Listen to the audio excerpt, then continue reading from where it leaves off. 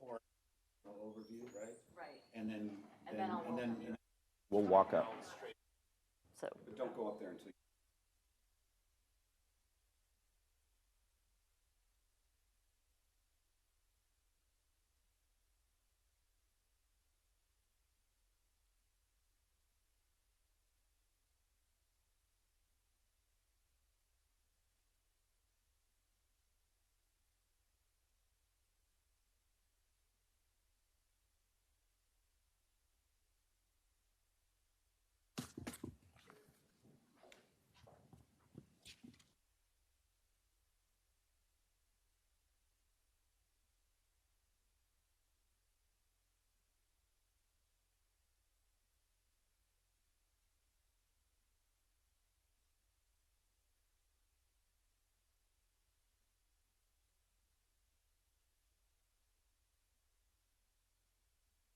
And it is my distinct pleasure to welcome all of you here at the Hudson Institute and all of you who are live streaming this event to one of the most interesting events at the Hudson Institute that I think you're going to see for a long time. The issue that we're going to be discussing this afternoon is batteries, advanced battery technology, which, as you will discover, is not only an important part of America's economic fortunes and the world's push towards green energy and lightening the burden of relying on fossil fuels for the global energy supply, and also for our transportation systems. But as you're going to find out today, it's also an extremely important part of our national security concerns and what happens with battery technology, and particularly with the supply chains that make advanced battery technology a reality, that we're going to see that there are important geopolitical, geostrategic issues that enter into the discussion that we need to address and that are going to become an important part of how we think about our national security as well as our economic security going forward. Now, this discussion this afternoon comes under the heading of Hudson's Hamilton Commission, or to give it its full and complete title, the Hamilton Commission on Securing America's National Security Industrial Base. It's a mouthful. What does it really mean? Well, let's break it down. First of all, the Hamilton Commission, named after our first Secretary of the Treasury, Alexander Hamilton, who was the first American statesman who really understood the degree to which America's place in the world and America's national power would depend upon its industrial base and manufacturing base, and the first statesman who also understood that the national manufacturing base was also essential to having a strong defense for the United States, for the new republic as it ventured out into the Atlantic in competition with its European counterparts and European rivals. That industrial strength and national strength and military strength went hand in hand, that each was dependent upon and supported by the other. And it was with that in mind that just about a year ago, my Hudson colleague and co-chair for the Hamilton Commission, Nadia Shadlow, came up with the idea that we should form a blue ribbon panel of commissioners with broad experience and expertise in a range of issues relating to industrial, but also to military technology and its applications in the real world. And that we could use that blue ribbon panel to review the research that we would present on key technologies and key aspects of our defense industrial base, and to make policy recommendations that would support and extend Americans' leadership in those technology areas.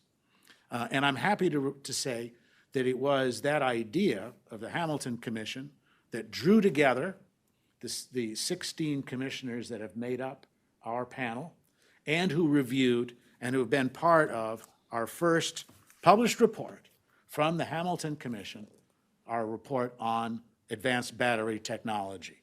And it's this report and the discussion of the issues that arise from thinking about how advanced lithium-ion batteries are an important component, again, in developing our economic security and our economic strength, but also essential for our development of our national security concerns, particularly with regard to our competition with China. It's with that in mind that this report was published and why we're proud to present it to the public and to this event as part of our Hamilton Commission rollout. One word of caution. In the course of the discussion today, one of the issues that's going to keep coming up is the issue of supply chains. Supply chains have become, and supply chain vulnerability has become a very hot button political issue today. It's a discussion in the news cycle. It comes up all the time on Capitol Hill, at Washington, and elsewhere right now. Well, we've been thinking about supply chain issues, not just with regard to advanced batteries, but a whole range of other technologies for a long time. It's been an essential part of our report and the research that we've done and were presented in this report. So bear in mind that a discussion about advanced batteries isn't just about green energy, and it's not just about the applications of advanced batteries for a whole range of technologies, including military technologies, that's at stake. It's also an understanding about how supply chain for the essential ingredients for advanced batteries is going to be an important part, an essential part of how we think about battery technology as part of our national security concerns. So that's the background. That's the genesis of the report that we've put together and that we're going to be talking about today. Now it's my honor to present to you my colleague and the Hamilton Commission co-chair, Nadia Shadlow. Thank you. Thanks, everyone, for coming, and thanks so much. I'll be quick in my opening remarks, and then we'll turn to the panels. So as Arthur mentioned, we did the study over the course of about almost a year, I think, maybe 8 months or so. I'll go over some of the findings of the report and recommendations, and then, as I said, I'll turn to the panelists. We defined advanced batteries, as Arthur mentioned, as lithium-ion and next generation, beyond lithium-ion chemistries like solid state. We focused on medium-sized batteries like those found in electrical vehicles, not those in your cell phone, for instance. We also looked at the defense applications of these batteries. So I think there's been a fair amount of work on batteries in general in Washington, less so on the defense application side of it. Batteries can help the U.S. military operate far from its shores. They provide sources of energy. There are obviously limitations as well, and we'll get into that in the panel. But they do provide the military with options in terms of developing new operational concepts to, as I said, work in faraway theaters, the Indo-Pacific and other theaters. Second, as Arthur noted, we explored the battery supply chain as well. China dominates this supply chain, everything from the critical minerals to the processing, to the battery cell production, to the recycling as well. One of our briefers noted that China was about a decade ahead of us, the United States, in that supply chain, which, if correct, is problematic and maybe calls into implicate, makes us wonder what we can do. Third, obviously, control over critical supply chains has implications for overall economic leverage, and that's something we'll focus on in the last panel. China's gotten very good at establishing its centrality in high-tech supply chains with batteries as one area. They've done this, as you all know, through state subsidies. In terms of report recommendations, which you'll find at the end, I'm going to highlight 4 broad ones. First, the U.S. government should incentivize and increase funding for areas related to processing, battery production, recycling, and investments in mining. We have to drive investments across the entire supply chain. It's a capital-intensive industry, meaning it's really expensive to build these facilities. And companies that are succeeding in this area, many of them in Asia, are doing so because of a high level of government support. Second, we need to drive innovation in mineral substitutes, next-generation battery technologies, and new manufacturing methods. China's invested a lot in the current generation, so we need to look for opportunities for how the United States might innovate faster and out-innovate in future technologies related to batteries. Third, we can use the DoD supply chain and DoD tools to strengthen its supply chain for military batteries with the goal of putting new capabilities in the field. This means that we can standardize certain batteries. That's one of the recommendations in the report. Now, DoD is not going to like all of that, but if there are hundreds and hundreds of different batteries across the services, that's going to create a problem for scale. And so that's one of the interesting recommendations, I think. Another is to consider a lesson from the semiconductor industry, which is to build battery fabrication facilities or have government DoD support for such facilities, which are expensive. But doing so allows smaller battery companies to test and innovate and test designs, and that could help speed the process up as well. And finally, this is not new. It's everywhere in Washington, STEM, but we are behind on battery talent specifically. It's in other areas and other tech areas. In a lot of cases, we don't have the people to operate the sophisticated machinery you need in battery plants. So we need to draw on the expertise of companies in this area, create public-private partnerships to speed up the development of tech talent in this particular area. So those are some of the high-level recommendations. I'm looking forward to the panels. And the first panel will cover Department of Defense issues. The second will cover the U.S. government's role in innovation, also more generally. And the final panel will look specifically at the China supply chain issues and China's use of economic coercion in some of these areas. So thanks very much, and let's welcome our first panel on the Department of Defense and military operations. Thanks so much.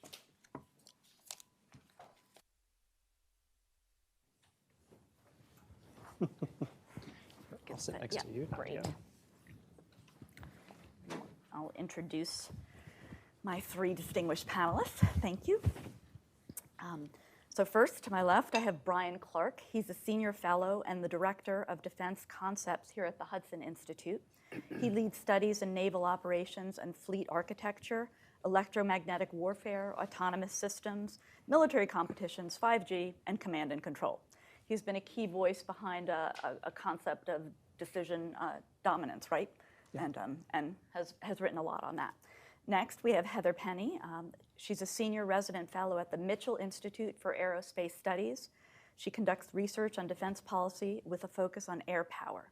Ms. Penny is an expert on a broad range of defense policy issues, including future force design concepts, information and operational architectures, autonomy and unmanned systems, acquisition and the industrial base, and force structure considerations. And she just taught me a new term out in the hallway about essentially working with unmanned systems as a partner to humans, essentially. What was the term, Heather? Manned-unmanned teaming. Manned-unmanned teaming, so I just learned that. And then we have Eric Wesley, who currently serves as the Executive Vice President of Flyer Defense, LLC. He most recently served as the Deputy Commanding General of the Army Futures Command and the Director of the Future Concept Center. That's down in Austin, right? Did you help? AFC is down in Austin. FCC still remains where ARCIC was at Fort Eustis, Virginia. Okay, great. In this capacity, he oversaw the signature document defining U.S. Army operations in the future, the U.S. Army Multi-Domain Operational Concept of 2028. So multi-domain operations, right? Yeah. Or MDO. MDO, right. So I'm going to give everyone an opportunity to start. I'll just start in the order I introduced, about 5 minutes of remarks, and then we'll take questions and have a discussion.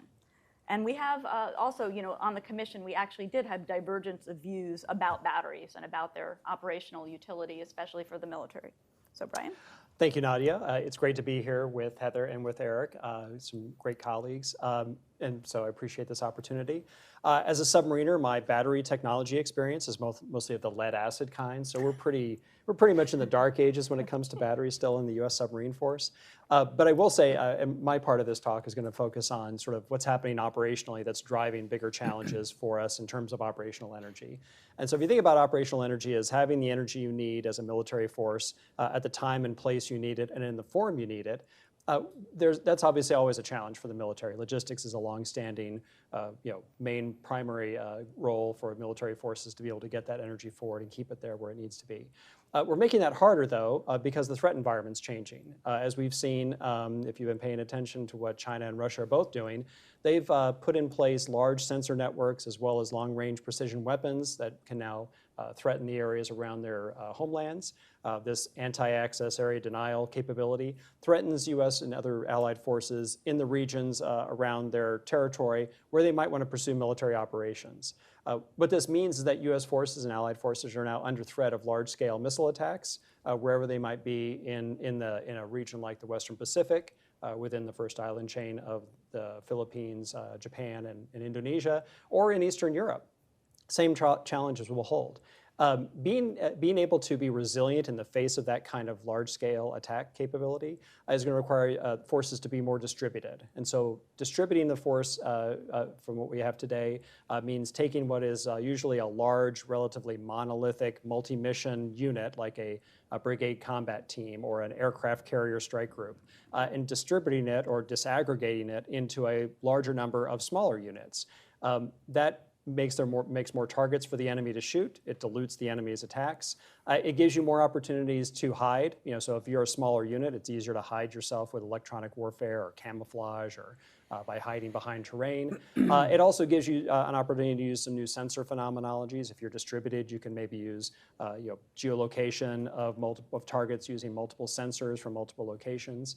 But more importantly, it allows you to kind of take the enemy's attacks, dilute them, and make the number of weapons that each particular unit faces smaller. So you have a better chance of defending yourself. But that distribution has a lot of costs associated with it. These concepts that are being pursued by the U.S. military, like multi-domain operations, distributed maritime operations for the Navy, distributed operations for the Marine Corps, agile combat employment for the Air Force, all mean that we're now taking the force of today, breaking it down into smaller units, or even buying smaller actual platforms like Heather was describing of manned-unmanned teaming. We're taking the manned force of today and breaking it up into a smaller number of manned units and a larger number of unmanned units. That distribution means energy now has to be distributed in the same way. So all of these disaggregated units need energy delivered to them wherever they are throughout this battle space. So instead of delivering everything efficiently to a single aircraft carrier, and then the aircraft carrier does the military operations, I now have to deliver fuel to a bunch of bases that are strewn around the Western Pacific. I might have to distribute them to multiple smaller ships instead of one large ship. That creates a challenge from an operational energy perspective. It's less efficient. I now have to have a bunch of distributed logistics platforms to deliver that energy. And I now have to figure out how I'm going to generate that energy and then convey it to the place it needs to be. So there's a lot of challenges that distribution is now creating for U.S. military forces from an operational energy perspective. And it's all driven by the threat and the challenges posed by that threat. One other trend that we're seeing is that distribution gives you potentially the ability to create more complex situations for an adversary to assess and counter. So it gives our commanders more options and potentially denies more options to an enemy commander. So strategically, there's a value to distribution as well that the U.S. force has been unable to really exploit because of this operational energy challenge, being able to keep energy out to a large number of distributed units that don't have a lot of endurance and don't have the ability to generate energy on their own. So that's one of the challenges we face in terms of operational energy that's driven by the situation that U.S. forces find themselves in today. And so I think that Heather and Eric will probably talk about some of the solutions that might be on the table to address that challenge. Thank you, Brian. That's an excellent context for the operational challenges that we'll see as we move into distributed operations, specifically within the Pacific arena. But this is going to be relevant no matter what we're doing because the operational concepts we're talking about regarding distributed operations will be crucial to maintaining that strategic advantage and operational advantage and the resiliency that we're looking for in the future battle space. But first, I'd like to begin by stating that this report is really crucially important when it comes to understanding our nation's strategic position with respect to the battery technologies. So the data consolidated by Nadia, by Dr. Herman, really demonstrates how shocking and eye-opening our current disadvantage is within that supply chain and the production capabilities. So China, which is our greatest and most strategic threat, dominates that battery supply chain from end to end. So I know the final panel will talk about that supply chain, but just to set the tone for all of today, consider this. China owns over half of the cobalt mines in the world and accounts for over 80% of cobalt processing. Cobalt, clearly one of the essential elements of advanced batteries. China controls over 70% of the world's lithium supply and refines nearly 60% of the world's lithium. China produces 80% of the world's synthetic graphite and 100% of spherical graphite, again, a crucial component to advanced batteries. China controls over 90% of manganese and over 60% of nickel processing, again, essential elements of advanced batteries. Those numbers should be just eye-opening regarding the nature of the strategic competition. On top of that, China controls over 70% of the world's manufacturing of batteries. So when we understand, based off of what Brian said, how crucial batteries and advanced batteries will be to power distribution, logistics, and how we are able and free to move electricity across the battle space, we can see that their domination of advanced batteries, from the supply chain to the production, sets us at a disadvantage. So these numbers demand not just the policy change, but actual change, because they represent a significant vulnerability to our fielded military forces. As information processing, computational power, and networked technologies become ever more important to the way that we conduct war, our demand for electricity will, that demand will only grow. So I'm a combat fighter pilot, and we used to joke that if our printer ever ran out of ink, that we wouldn't be able to launch the jets. But in reality, we got it wrong, because it was really about the electricity that we required to be able to do everything from understand what the battle space was doing, to do all of our mission planning, to be able to then program our jets to do what we needed to do when we took off. It was all about that piece of electricity to enable our combat operations. Electricity was just as important as jet fuel. So batteries will be what allow us to move that electrical power around the battle space, everything from JADC2, mission MDO, ABMS, and so forth. All of our data links, our networks, how we exchange information is going to rely on that electricity. This is why when we look at what Brian was talking about, advanced batteries will be crucial to how we conduct war in the future. Eric, Thank you, Heather. over to you. Nadia, appreciate it. It's good to be here with you all, just as was already stated.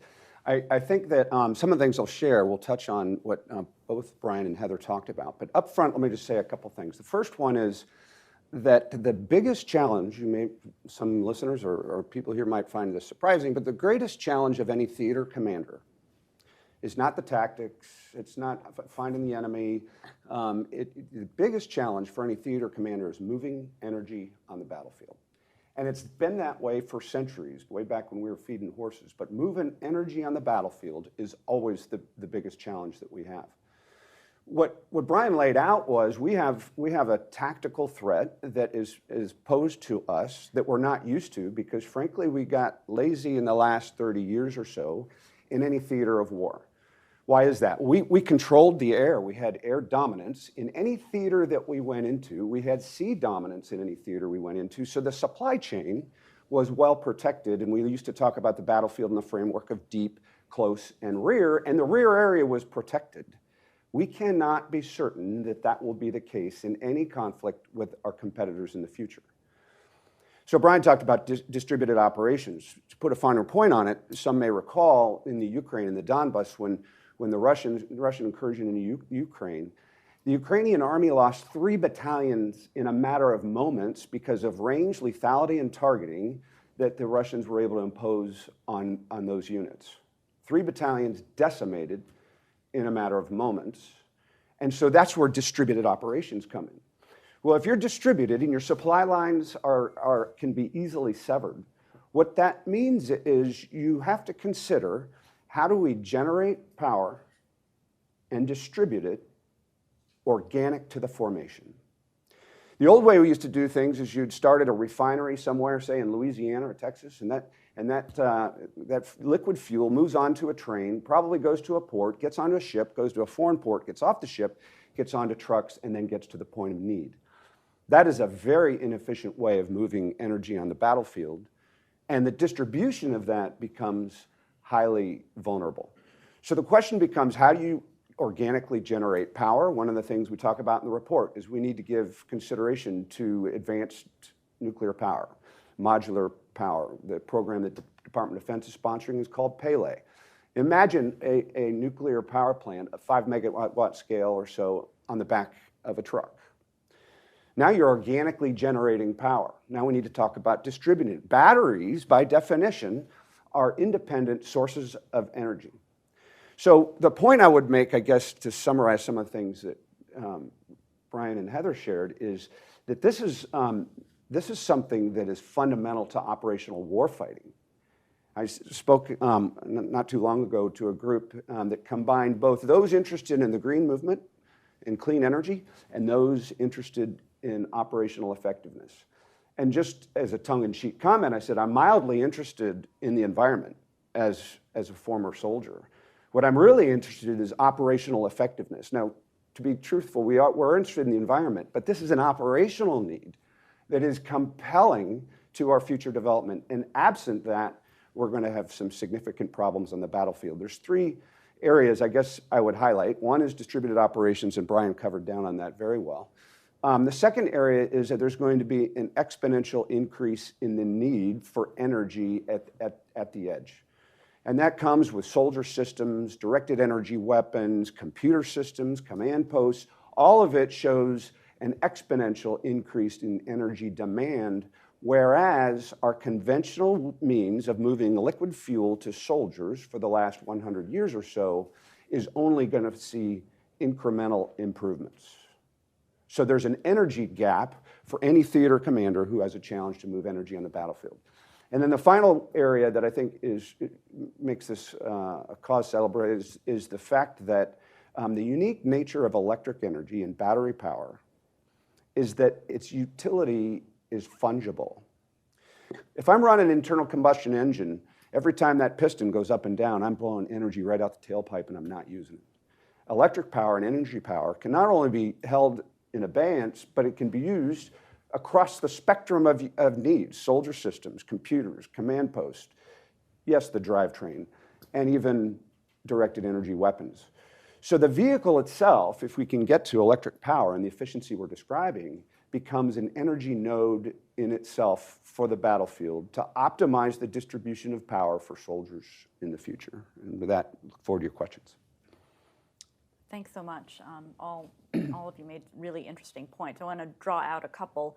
I mean, one, Heather, to your point about China's control of these areas, I just read in the paper recently that Canada is now likely to approve a deal for a Chinese company to buy one of its key lithium mines. This is just like a week ago. So clearly we still haven't figured out how to deal with this problem set writ large. Heather, I know you also wanted to talk a little bit more, to draw out on Eric's point about power generation and storage, and just to tell the audience a little bit more about that. I mean, as Eric mentioned as well, the difference between the two and how important batteries are to both. Absolutely. So the batteries, although they are a source of power for however it is that you need to use that electricity within the battle space, they still need to be filled up at some point when they are drawn down. So power generation to refill those batteries is an essential element to how we will enable those kinds of distributed operations within the future. So for a ground station, I mean, the Pele is going to be incredibly important. It's transformative regarding the potential for small nuclear capacity to create that power to fill up those batteries. But again, it's also about what's the kind of power that you need. So for example, tactical airlift, strategic airlift, fighter jets, we're not going to be using electrical capabilities, electrical power, or batteries to be able to move those capabilities around the battle space. But advanced batteries will be crucially important to miniaturized automated swarming sensing grids. So how we move into the deep battle space, penetrate that, and then drop out autonomous drones to be able to sense the battle space in various phenomenologies. So whatever electromagnetic, multimodal sensing that we'll need across the battle space, batteries will be important to that. But we'll need to make sure that whether or not it's through liquid fuel, whether or not it's through nuclear capabilities, that we still maintain the ability to repower those batteries once they drain down. So we can't think about batteries as a single point solution for moving energy across the battle space, although what they do will be absolutely essential to enabling those distributed operations, but it's a two-part solution. And Nadia, if I could just reinforce one point, I think, and whoever would use this report that we've got here, whether it's the Congress, the department, one of the key things that Heather is suggesting here is that it's not good enough to develop, say, an electric vehicle. The department needs to look at the holistic supply chain. How are we going to generate power? How are we going to distribute it? What do the tactical grids look like? And without looking at this problem holistically, what you'll find is that the vehicle itself is, or whatever mode you're putting it in, is largely useless if you don't have an ability to move more energy to resupply. So it's got to be a holistic look.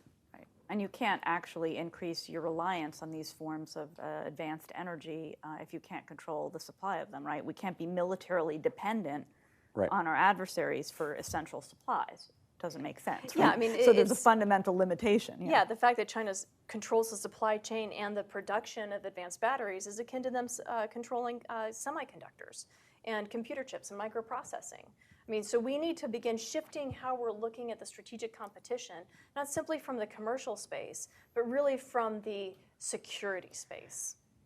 Right. Another point I'd like to draw out from the discussion, essentially, is DoD thinking about all of this in the same way all of you are? So not to put you on the spot, and I mean, Ellen might, Ellen's in the audience, Ellen Lord, Undersecretary Lord, who was most recently there, but is this kind of conversation happening at DoD? Part of the reason I ask that is because traditionally the concept of operational energy focused very much on the vulnerability of our fuel supply lines in Iraq and Afghanistan, because so many soldiers died because those supply lines were targeted. And then it's shifted now to a very climate-focused discussion. And so the DoD strategies now coming out on climate, I think to Eric's point, are climate-focused more than operationally focused. Is that a fair characterization or not? So I'll put you on the spot, Brian, and then we'll go. Oh yeah, absolutely. I mean, the DoD has been focused on doing some of the R&D necessary for these technologies to be kind of thought through and maybe fielded in some small case, a prototype, but not really fielded at scale. So DoD has not really embraced the idea that a more distributed force is going to require ways to transfer energy from power sources to power users. And they haven't really thought through the different forms that energy is going to have to take, because obviously batteries are probably one of the primary forms in which we're going to have to convey that energy to get electrical power from one place to another. Pele is an example of kind of the half measures that DoD has taken. So Pele is this modular reactor that we're going to deploy, but it's not going to be able to go all the way to the front lines. You're not going to want to put a Pele reactor on the back of a truck in a place where it could be easily attacked by your enemies. You're going to want to put it at some remove so it can be safely operated. Well, that means you're going to have to get that energy from the Pele to the user, and we have not invested in anything to get that energy from Pele to the user, and we really haven't invested in getting Pele to the kind of scale you would need to be able to employ it operationally. So there's R&D going on, but not really the scaling that is necessary to be able to deal with a much more distributed force in the future. Brian, I think what you said is absolutely correct. And in addition, I don't think that the department has fully thought through the logistics required writ large to be able to enable these kinds of distributed and mobile and agile types of operations and basing. Yeah, if you look at the priorities, the POM budget priorities, nowhere in there, in the Army budget, for example, will you find electrification writ large as a topic. We famously have the 6 modernization priorities and the 8 CFTs. Nowhere in there is true electrification. If you look at the the electric light reconnaissance vehicle, that's got a very small budget line to it. And back to Heather's point, we shouldn't be endeavoring in any of this without looking at the holistic distribution, the tactical grid network that would be required, or the energy storage nodes that would be required. So in terms of a serious look at transforming the energy supply chain, we're not quite there. Right, because you can't decarbonize DoD without alternative sources of energy, essentially. Right. Otherwise, you're rendering our platforms inefficient, and that has a big, not inefficient, gone, essentially, which undermines deterrence, right? And there hasn't been the investment in the platforms to be, to Eric's point, electrified, or at least partially electrified. We have hybrid ships that use hybrid electric power plants, just like you would in a car, but we've not really done that at scale. There's been a couple of ships that have used that, and we've not really tried to invest in expanding that beyond that small number. The same with electrification of vehicles. And if you think, another aspect of this, the industrial supply base, is you recognize that all the other car companies in Detroit, they're all going electric. For over a century now, the department has relied on fairly significant industry that builds internal combustion engines. The parts availability for that is going to start going way down when you're talking about an entire industry that is electrifying. So there's a whole other side of this that is going to put inhibitions on our ability to use ICE vehicles in the future. Thanks. So I think it's fair to say for the audience and for listeners to sort of, as you're looking at the new climate strategies coming out, look at them now with a critical eye to seeing how they're treating these problems of distributed operations and the operational problem sets. And there's probably opportunities to do more and to have the Hill look at that as well, I would think. Yeah.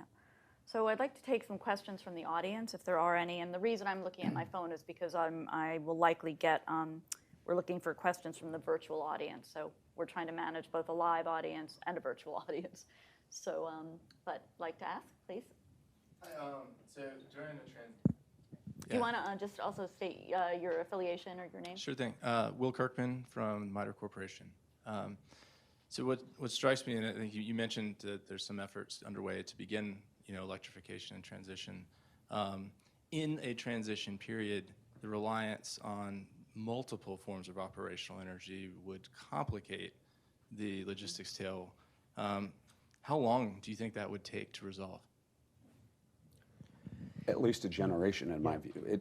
This is a massive, massive transition when you think about it. And frankly, I don't think you can imagine us becoming independent of liquid fuel inside of 30 years. We've got an entire fleet in the Army, for example, that's dependent on that. But you can reduce the demand signal by doing some of the things we're talking about. But to your point, you're going to have multiple logistics challenges that will face a theater commander in the future in the transition. From the Air Force perspective, we need to be very clear, is that the major combat systems that we have, whether it's fighter jets, air mobility, strategic capabilities, bombers, we are not going to be moving away from liquid fuels for those aircraft because it's simply not the appropriate type of power supply. No amount of electricity is going to get you to have the same level of performance that we can with a traditional jet engine or a hypersonic engine. So we are not going to be completely devoid of this kind of multiplicity of power capabilities in the foreseeable future.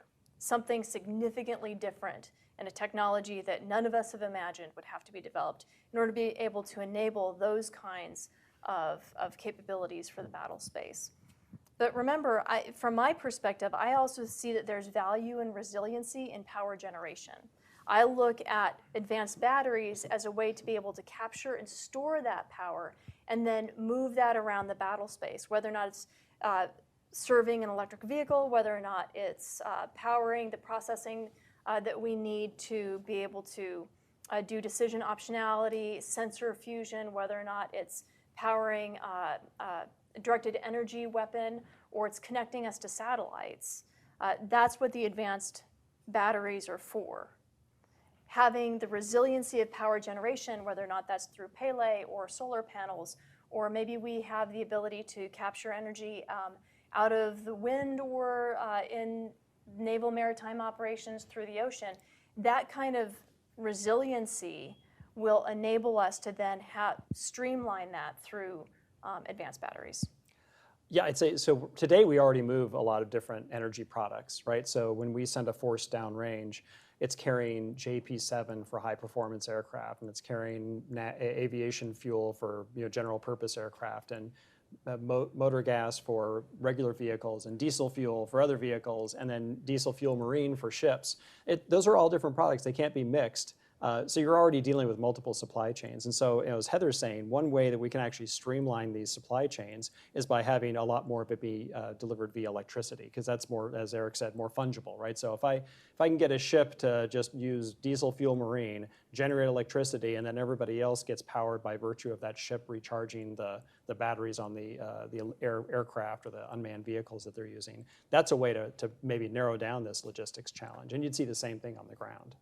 And to get to Eric's point about what the value, for example, of Pele is, or whether or not that's solar power or so forth, if you're able to allow those organic power generation capabilities down to the unit, that's a huge piece of being able to streamline your logistical burden of moving energy around the battle space. So enabling that small unit level organic power generation is a huge piece of being able to then capture that in the advanced batteries and be able to utilize that. Eric, did you want to add to anything? Yeah, I guess the final point I would make on all this is, and this is why I would keep talking about the holistic aspect of this. When Elon Musk led Tesla to where it is right now, he probably would have failed had not these charging stations not been considered also in order to pull that capability into the future. We've got to do the same thing. An example, Nadia mentioned that I work for Flyer Defense, and we're making an electric vehicle, but there isn't this holistic look. So what are we going to plug it into? Well, there's an organic engine that we're building into it. Sole purpose is to charge the battery.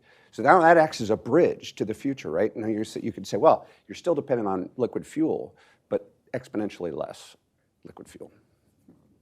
Thank you. I'm going to ask one question from the remote audience and hopefully give you time here to think of a question.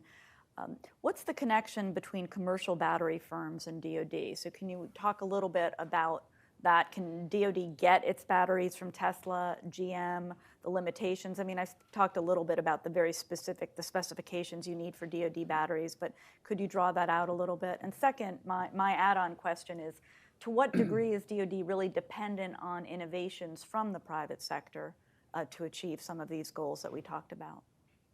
So who wants to take that first? Brian, I'll put you on the spot. Well, I could say for at least for the naval applications in particular, DoD uses almost an entirely exclusive vendor base to deliver those batteries, because they have to meet requirements for shipboard operation that generally aren't going to be met by your commercially available batteries. But that's starting to transition. So you're starting to see a move towards making equipment better able to use commercial batteries, because the equipment is designed to deal with the security or safety concerns that might come from bringing on like a lithium-ion battery. So we're actually transitioning to be able to use more commercial batteries, at least in the naval force. But I think there's a ways to go before we're really able to do that. But I would say DoD, at least from the naval perspective, is almost utterly dependent upon the commercial industry to do the innovation. Yeah. Because there's some work being done on DoD, but it's more about how do I use a battery differently as opposed to how do I build a battery differently. And a lot of it is because you mentioned STEM up front. We don't have the legacy capabilities inside of our labs because we haven't relied on battery power on the scale we're talking about here. It's indispensable that we rely on industry, but even industry is going to need requirements that make those advanced batteries relevant to the battlefield. So for example, Tesla gets a lot of media now due to fires. And when you get a thermal runaway in a battery, you can have some significant problems in a battlefield environment. Well, industry right now, because they recognize that, are starting to develop modular batteries that can close that problem off. I'll just leave it at that, or isolate it to a module within the larger battery. So, but that's not happening in DoD. That's happening because I think that the industrial market recognizes that safety requirements are going to drive them there anyway, and certainly we can help drive them. Thanks. Okay, I see Steve Rodriguez. Oh, okay, that's fine, and then I'll go to Steve next. Okay, Stephen, go ahead. Hi, my name is Mil Ovan with Navitas Systems. We make commercial and industrial and military batteries for heavy-duty applications. And we make advanced lithium batteries for every domain that you could think of: underwater, on the water, soldier, ground power, as well as aircraft and satellite. So we have a lot of experience across these various advanced batteries. Our challenge is one of how can you get the right level at the military to consider a design that could serve multiple platforms. Because if you go to one particular program executive office and say, you know what, that battery is of a size of an amp hour configuration of a chemistry that could also work in this other application in your same branch of the military. The answer is, I'm only interested in mine. Right.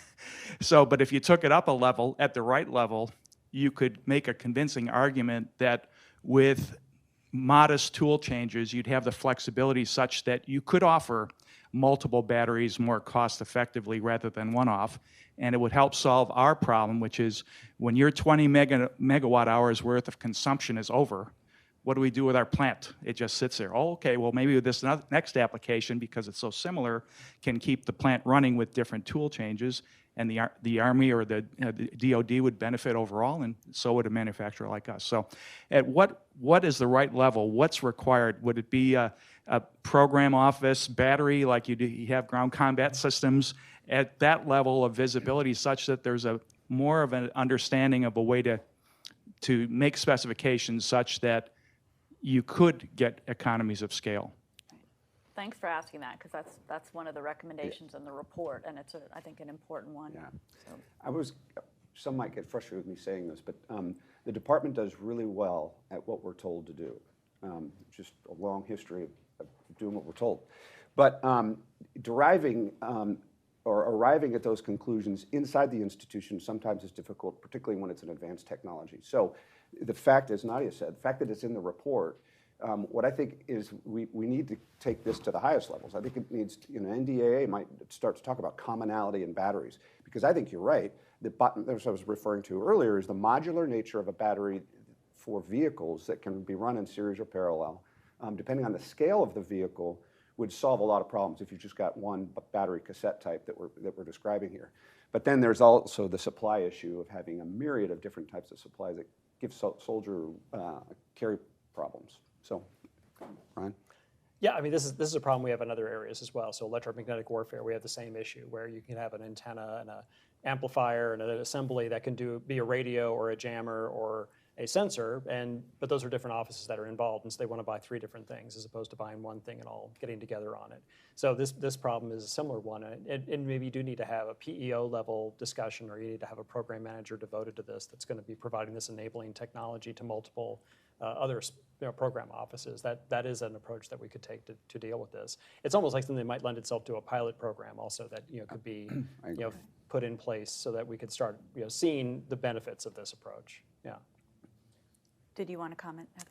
Well, so the challenge is that the batteries are appropriate, need to have some form fit function for that specific platform use and so forth. So there's a tremendous amount of modularity, and if you design it in from the very beginning, you can use that modularity across common types of vehicles.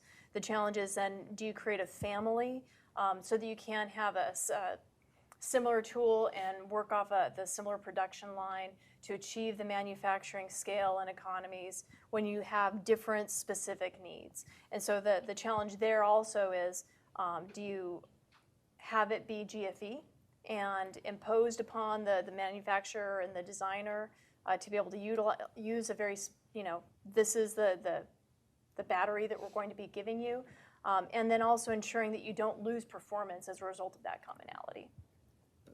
So it's within the overall category of it's an obstacle to scale, right? It's one of the many obstacles we have more broadly to achieving scale. But I think you'll be pleased to know that that's one of the big points in the report, to do just that. So Steve, did you still have a question? Yes, okay, great. I'm Steve Rodriguez with One Defense and also a investor with Refinery Ventures.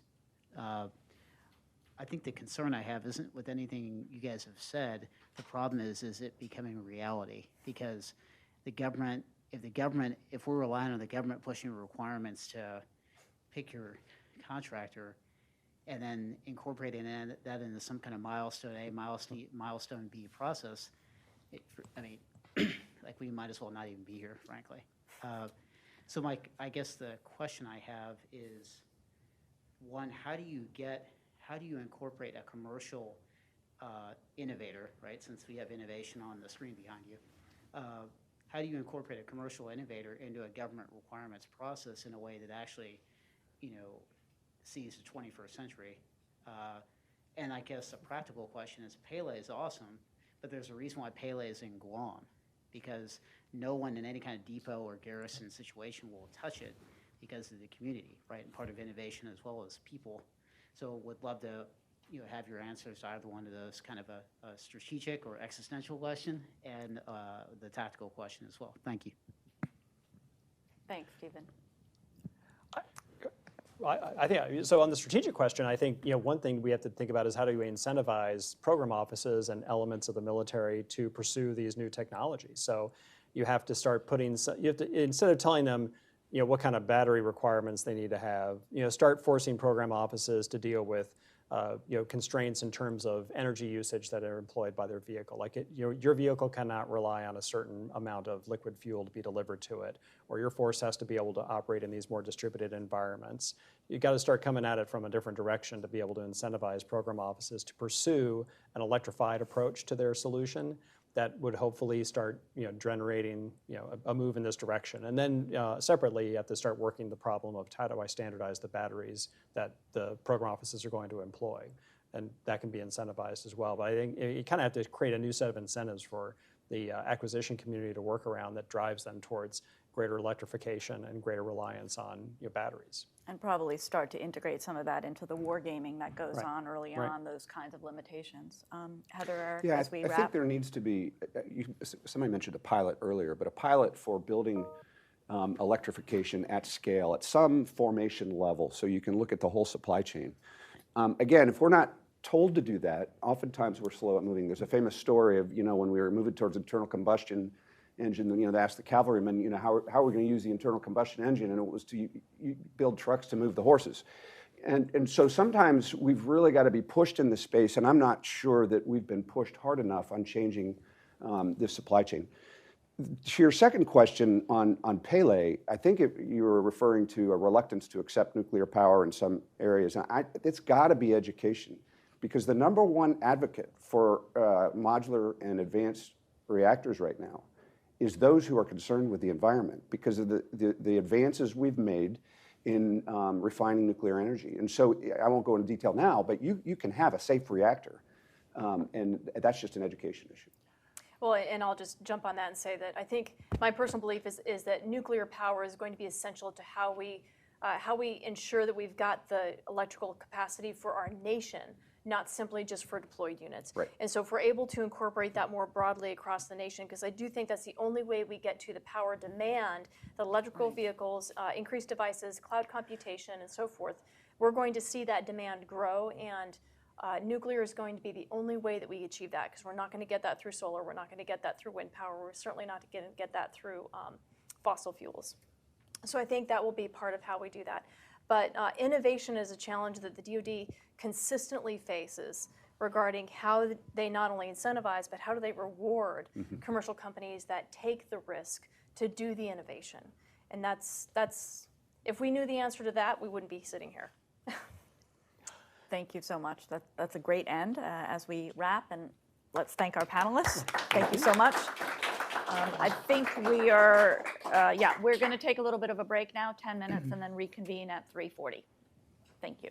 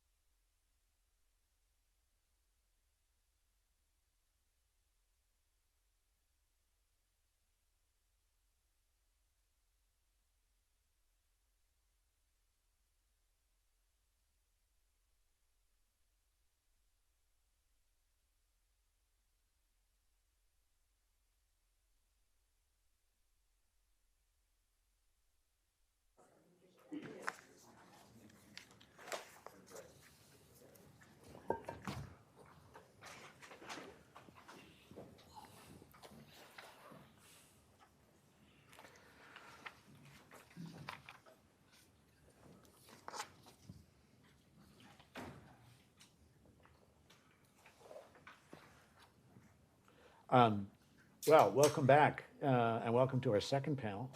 And actually, the way things wrapped up with the last panel, especially Heather Penny's remarks about innovation and the challenges of innovation, especially with regard to DoD, how you get a government agency like DoD involved with the private sector companies that are usually thought of as being in the lead with regard to technological innovation and commercial development.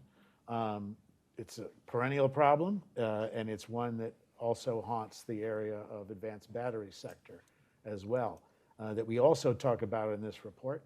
But it's a great opening for our panel now, because what we're really going to talk about is the US government and the problem of innovation. And it's my privilege and honor to have three wonderful guests for this discussion who can talk about this issue from three different but related angles that I think will add a great deal to our discussion and also to our understanding about just how multifaceted this problem is of creating American leadership in the area of advanced batteries, but also how it relates to the general problem of the relationship between innovation in the private sphere versus the government's need for the best technologies in the public sphere. I'm also pleased with this because two of our speakers and panelists are people with whom I've worked in different capacities, but along similar kinds of lines. What I want to do is an introduction then for all of our panelists, and then we'll go ahead to short statements from each. Starting with Ellen Lord. Ellen Lord, who's here to my left, Ellen Lord served as the first Undersecretary of Defense for Acquisition and Sustainment, leading the Department of Defense's personnel, policy, and processes for acquisitions of products and services, life cycle sustainment, that's life cycle for equipment, not life cycle for people, and the security and resiliency of the defense industrial base. Ellen is credited in her government work for driving significant acquisition policy change focused on simplicity and speed. And here, on a personal note, I have to say, a few years ago, I wrote a book called Freedom's Forge, How American Business Produced Victory in World War II, which was about the war mobilization and the enormous success the federal government had in getting commercial companies involved in and taking the lead in the development of war materiel and what we would call today defense technology. And ever since writing that book, the issue of Pentagon procurement reform, of streamlining the acquisition process, has been one of my great causes and great passions. And I got to tell you, most of the time you feel like Don Quixote tilting at windmills because the problem is so complex and the forces resisting change and reform are so entrenched and not just in the Defense Department, I got to tell you, but also in the companies that depend upon that procurement cycle.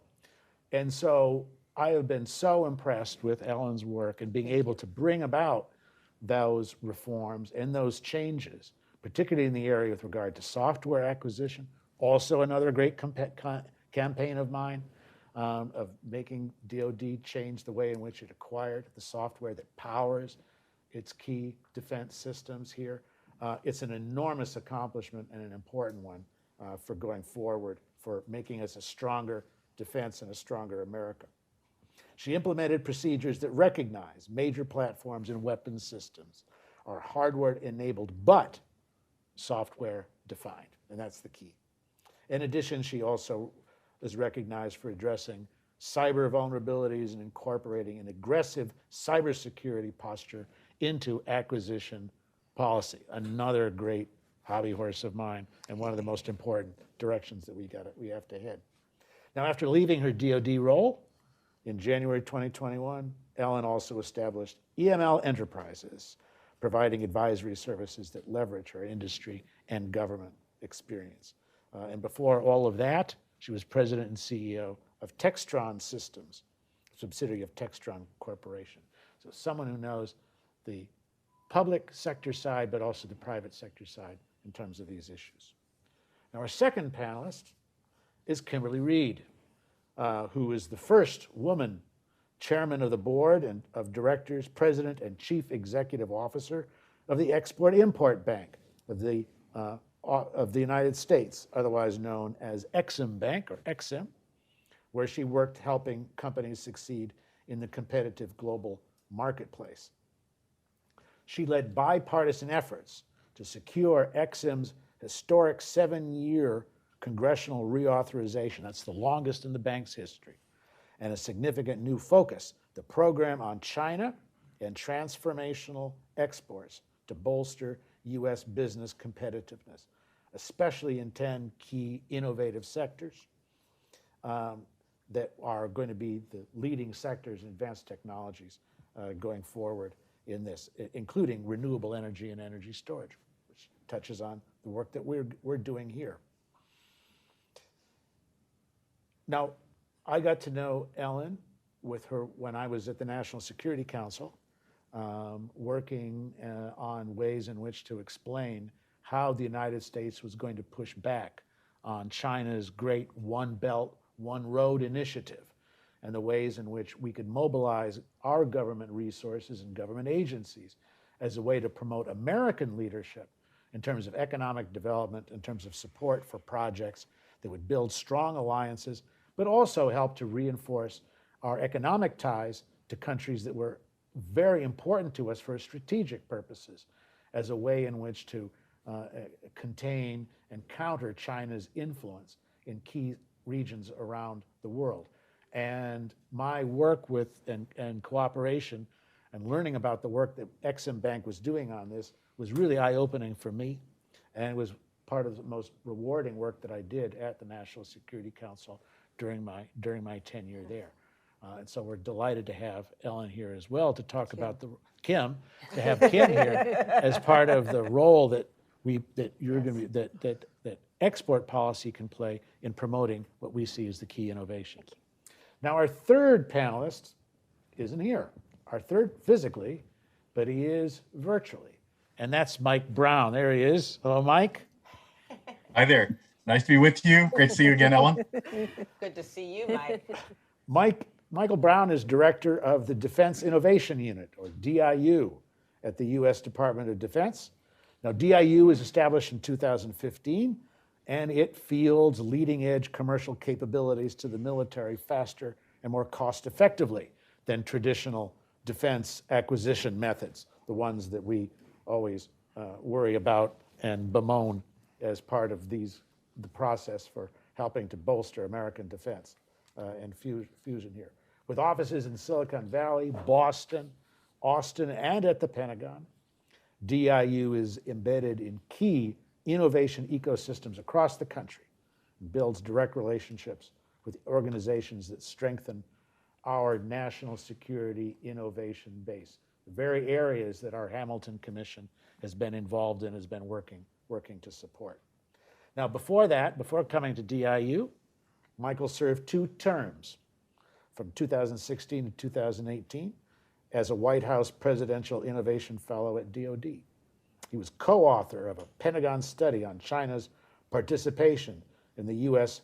venture ecosystem, which was a catalyst for the Foreign Investment Risk Review Modernization Act, or FIRMA, that was signed into law in 2018, and that provided an expansion of the jurisdiction for the Committee on Foreign Investment in the United States, what we know by its acronym as CFIUS.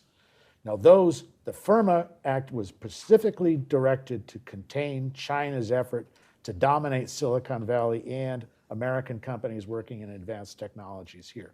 So with Mike Brown on board, we also have a panelist who knows a lot about the competition with China in advanced technologies and what we need to do about it, and what we have been doing about it, and how it reflects on the work that we're doing here on that report. We're delighted to have you here, Mike, if only virtually. Glad to be here. Well, I'll tell you what I'm going to do is what my colleague Nadia Shadlow did, and that is I'm going to ask each of our panelists to give us a brief presentation, their thoughts with regard to innovation, the defense sector, the ways in which their work and experience in the federal government reflects on this general problem and direction. And we're going to start with you, Ellen. Thank you, Arthur, and thank you to the Hudson Institute for standing up the Hamilton Commission, and Nadia and Arthur, your leadership, because quite often we talk about things in Washington, but we don't often move through the messy middle and get to a document and have that be a springboard. And I think this report is truly a springboard that can be used by many, many other organizations here trying to tackle these problems of supply chain and innovation. But I was incredibly intrigued by the last panel and was biting my tongue, not jumping in there with some of the discussions, because there were some great questions, and I think I have a bit of a construct to address some of them. I spent 33 years in industry before coming to the Department of Defense very unexpectedly. And when I got in the Department of Defense, I realized that I really didn't understand how things worked there and how decisions were made and how much time I had wasted with my teams trying to get things done. And what I very quickly realized was the Office of Secretary of Defense is really like the corporate layer in industry. And the operating units were the military services, the Army, the Air Force, the Navy. And then instead of having 10, 12 directors on your board of directors, you had almost 550, and they're called Congress. So there is quite a bit of interaction that needs to be done to move anything forward in DC. And while DOD can do many, many things organically, if they are not partnering with the Hill and the legislative side, it's not going to happen. So my thought in terms of how you move things forward, and again, this report on batteries really gives a starting point, is to work with those professional staffers who are interested in supply chain, interested in batteries, understanding how critical that is to directed energy and a whole host of other issues that are so important for our national security, and have them write into the NDAA a Pathfinder study, looking at some of the recommendations here, and then have them provide those words to DOD, because as Eric said, DOD is really good at doing what they're told to do. They don't always have a lot of ability to say, hey, great idea, we're going to independently do this. So if the direction is given through the National Defense Authorization Act, and even more importantly, appropriations, money are given by the appropriators, you can get going. And another piece of this is DOD just cannot unilaterally do a lot of things. Within the government, in the executive branch, there's an interagency process. So a lot of the work done on industrial supply chains, on innovation, is in partnership with Department of Commerce, Department of Treasury, Department of State for our allies and partners and our competitors and so forth. So you go up through many levels, getting to the cabinet level on key issues. So this really has to be a comprehensive effort that's very inclusive of all of those different organizations. Now, the question was posed about requirements earlier. How do we get a requirement to have batteries with uniform standards, if you will? In the Department of Defense, the Joint Staff is the one who develops requirements. So I think there's an opportunity to go and meet probably with the Vice Chair, Joint Chiefs of Staff, General John Hyten, who is very, very bright and very motivated about these types of things with the action items we have here. They will generate requirements. Just a quick example. Often things become extremely federated in the Department of Defense, and a lot of very smart people are doing a lot of things in a lot of different places. And we saw that, for instance, with counter unmanned aircraft systems. We had all these different smart people working on individual solutions. So the department does have a mechanism for making sure all of those efforts come together. And what they typically do is pick one of the military services, and they designate them the executive agent for an issue. So that's a possibility here. And then finally, I'll just wrap up by saying acquisition and sustainment has a group under it called industrial policy. They are very active and very effective at using all of the authorities that Congress has given the department to take money and put it against the Defense Production Act. They are incredibly involved with CFIUS, countering foreign investment in the U.S. for nefarious investments by what I'll call our non-allies and partners, and a whole variety of other things. So they should be leveraged. But finally, when you're inside the Department of Defense, there are only so many companies, so many individuals you can meet with. And what I strongly, strongly urge everyone to do so that your voice is heard and it really has an impact is utilize the defense industry associations. They meet with senior leadership. When they have 30, 40, 50 CEOs sign a letter, it means something, and it's not just one voice out there, then it's a push. So again, I'm very, very pleased to be part of this. I think we can really use this report as a starting point. Thank you. Ellen? Thank you so much for having me, and it's great to be back at the Hudson Institute. I'm so happy to be able to gather in person.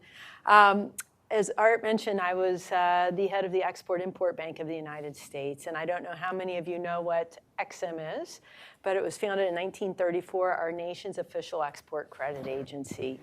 And right as I was nominated, the bank had been shut because we lacked a Senate-confirmed board of directors, and you need a Senate-confirmed board to be able to approve deals at that time over $10 million. Well, EXIM has a lending capability of $135 billion. And what does it do? It allows foreign purchasers to buy made-in-the-USA goods and services.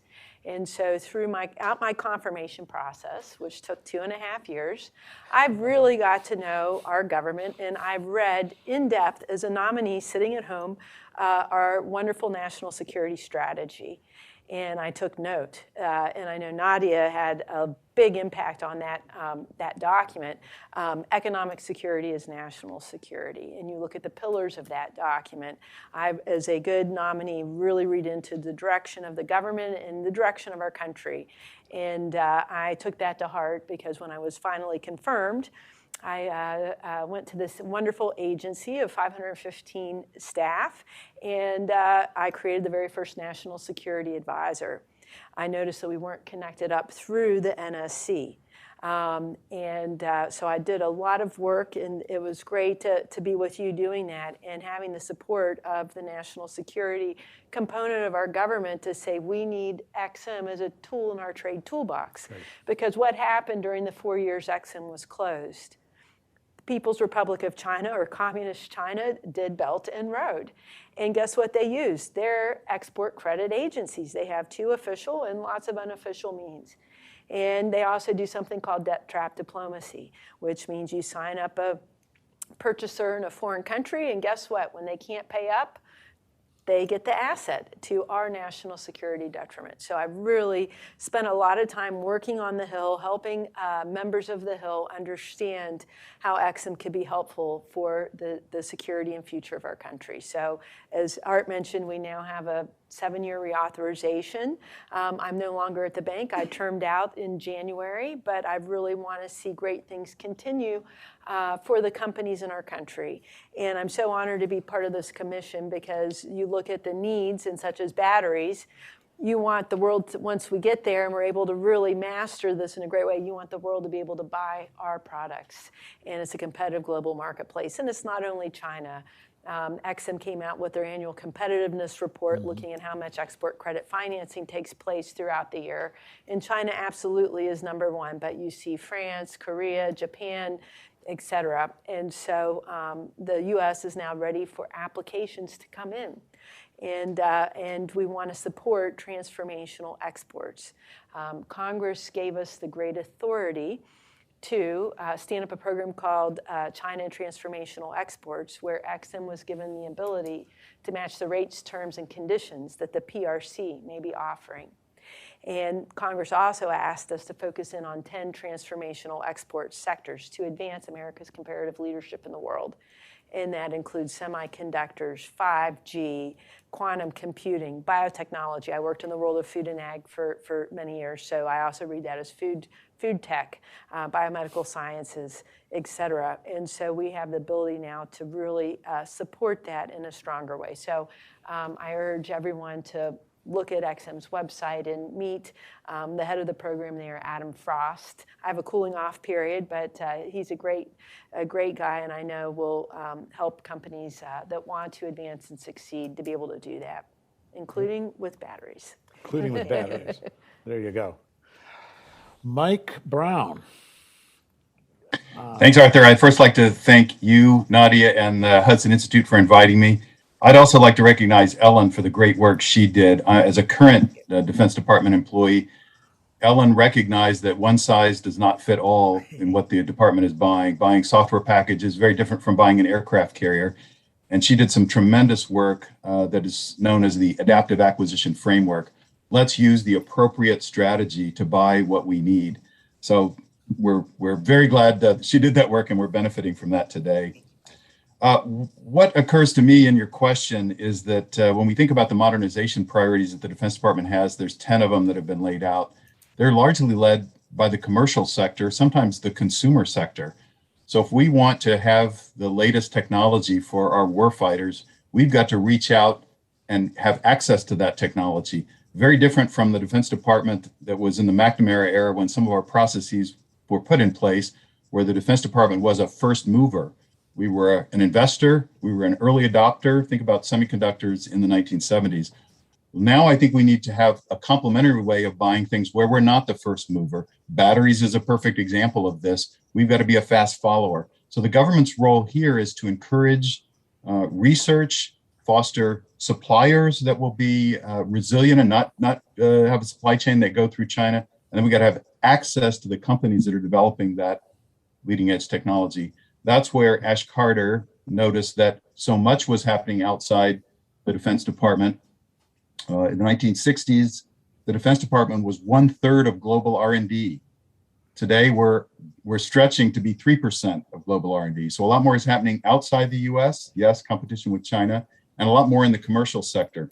So as we look at those 10 modernization priorities, 8 are commercial. So that speaks to the need to reach out and make sure we have access to those companies for the Department of Defense.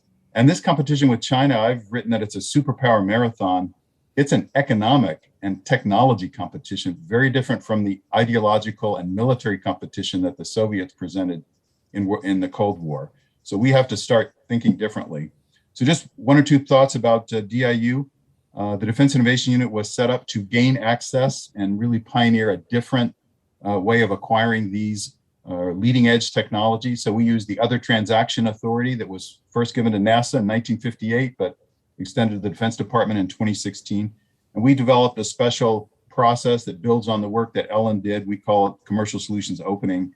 We've done over 100 projects, 225 contracts to prototype leading edge technology.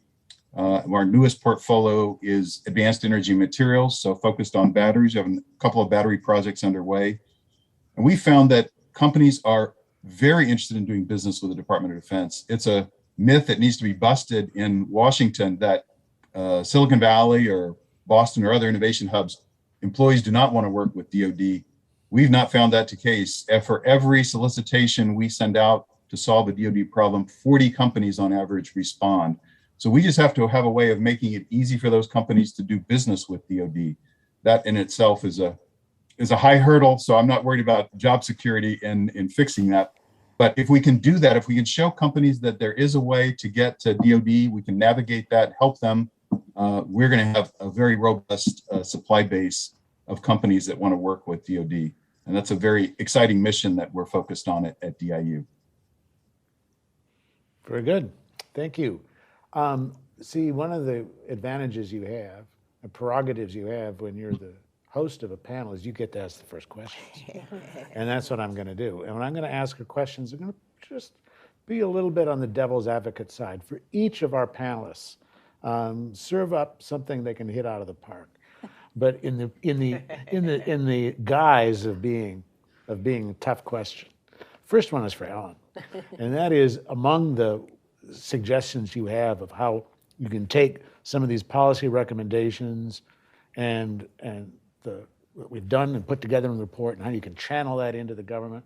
You mentioned the interagency effort. I got to tell you, for a lot of people, you mention the word interagency with the federal government, and they reach for their, weapon of choice in order to deal with that. How do you overcome the kinds of competition, turf wars that arise when you start to draw major executive agencies like Commerce, like DOD, like DHS, and others into a common unified effort? You need a champion, number one. Someone who has both the business acumen in this case, along with the technical know-how, and they have to be someone who can find common ground and build on that common ground, and find what's in it for everyone else. But you have to get right into the messy middle and start doing something. The champion also needs to be able to reach out to industry, because the challenge at DOD with technology changing so fast, and although there are a lot of employees there are not that many technology experts on a lot of cutting edge different areas. I mean, where are they? A lot of them are at DARPA, they come in for a few years. So they're people that can understand the technology, but they need industry to bring something actionable. So my suggestion is industry get together and write what you think that modular architecture, if that's the right terminology for batteries, is, where you can plug and play different components to tailor it to a specific application. Find an advocate within DOD, because I believe DOD has the budget and the breadth and the depth to be able to champion this on the platform of national security, Right. which, again, the defense industrial base, and we want to broaden that. And as Mike said, there are lots of people that want to join. We just make it really hard for them to do that.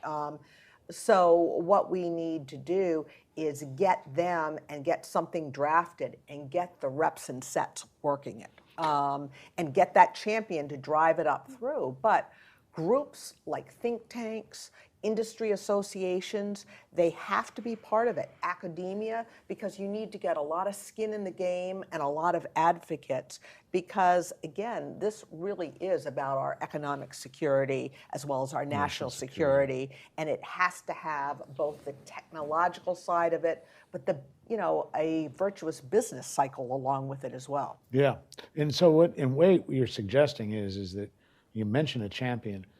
You're really sort of suggesting find someone within DOD who has the brains and who has the drive and the will to push and the other agencies will tend to follow.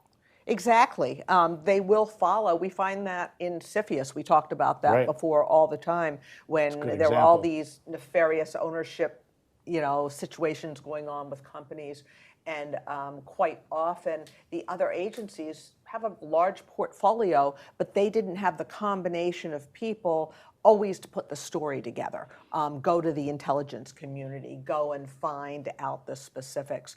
But yet, when DOD would pull a compelling case together, they were there shoulder to shoulder with us. Yeah, interesting. Okay, Ellen, Kim, it's your turn next. Export-Import Bank. I think for a long time, people tended to see import-export controls as a way that limited innovation by shutting out competition, especially foreign competition, in ways that would limit the ability of technologies to move forward and developments to take place. And I can remember when I first arrived here at Hudson, that when Ex-Im Bank was fighting for its life, where it was thought that if we can just get rid of Ex-Im Bank as a sort of a holdover from the past, then American economy will flourish. We'll be able to find a whole new range of foreign partners. Free trade will bring about all the kinds of innovations that a body like Ex-Im Bank was built to stop, and which has a role no longer to play in these things. But things have really changed a lot in our thinking about it, haven't they? Well, I thought just like you when I was asked to go be a nominee at XM, and then I did a deeper dive into what is reality of today. So we have 116 countries with export credit agencies supporting their workers and their companies. And so we don't have a level playing field. In a pure world, it'd be great not to have something like export credit financing, but that's not the world we live in. And there are many reasons deals need something like XM to come together. When I was there, I also looked at the rule that Congress gave to me that I had to stand up this program on China and transformational exports. And the law said, go create a program to advance 5G. Well, we know what 5G is right now, right? It's Huawei, it's Nokia, Ericsson, Samsung. Right. And the rule for XM is to support U.S. jobs and exports. And we had a policy at XM that it had to have 85% U.S. content. And I'm like, how can we further this requirement when we need to be working with trusted partner and allies to make sure the world is buying trusted equipment? And so in December of this past year, I put forth a big change in policy to allow for these transformational sectors for us to be able to support content way less than 85%. So companies need to put applications in and seek waivers so that we can be working with our partners and allies. I want to point to the audience, just building on the conversation Ellen and Art just had. The Council on Competitiveness came out last year with a report called Competing in the Next Economy, the New Age of Innovation. And it puts forth a lot of thoughtful recommendations getting to this, I would say, whole of nation strategy on how we really need to be working all together. And lots of CEOs gave input into this, the document and the recommendations. But when I was at XM, and even before, I was reading the National Security Strategy. Any good leader wants to see where the strategy is of your country or your organization. And so I worked really hard to make sure we had a seat at the table and we're plugging into these processes. I hope President Biden continues that, because not only should it be the Secretary of Defense saying it at the top, or the head of XM, or the Treasury Secretary. It's got to come from the top.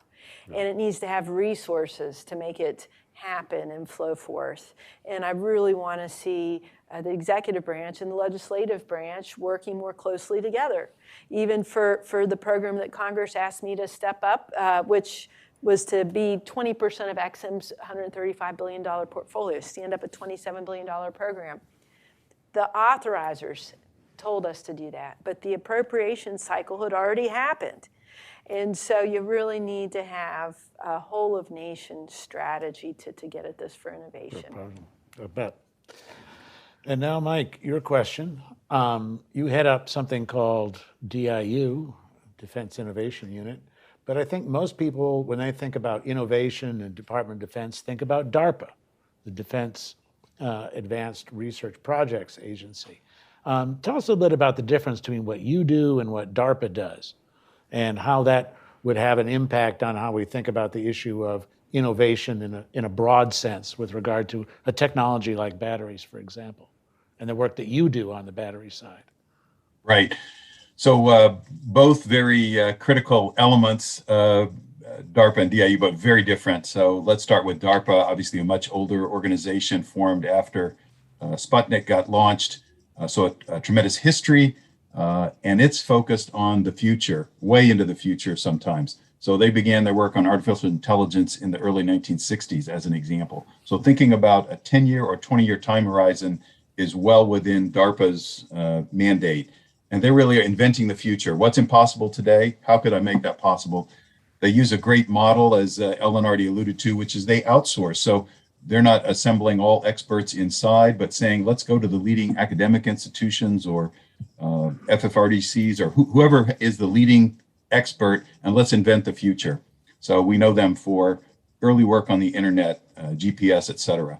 So phenomenal institution. DoD in our country is so much stronger with it.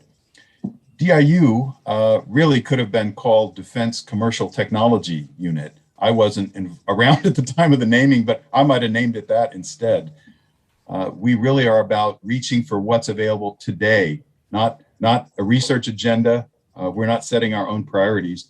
we're going around to the Defense Department saying, what are the current problems? What are the urgent problems? And Secretary Mattis told us, make sure you're working on those that have the highest impact, those that can be transformational. So when we look for a problem set, we're looking for ones that not just the Air Force might have, but we can send that to the Navy, the Marines, et cetera. A good example would be predictive maintenance or condition-based maintenance, something that commercial airlines are using to make sure they're repairing parts and planes are in the air instead of in their hangars. We brought that same technology through a commercial vendor, the same one that was supplying Southwest and Delta Airlines, to the Air Force, but now I've expanded that and are working with the Marines, Navy, NavAir. Anything that moves can benefit by that technology. So the key is what's available today. What can we pull that is happening in the commercial companies that are leading innovation in these modernization priorities? What can we pull off the shelf today and give that capability to the military? So that's a bit about how we differ from DARPA. Thank you. Happy to field questions from the audience.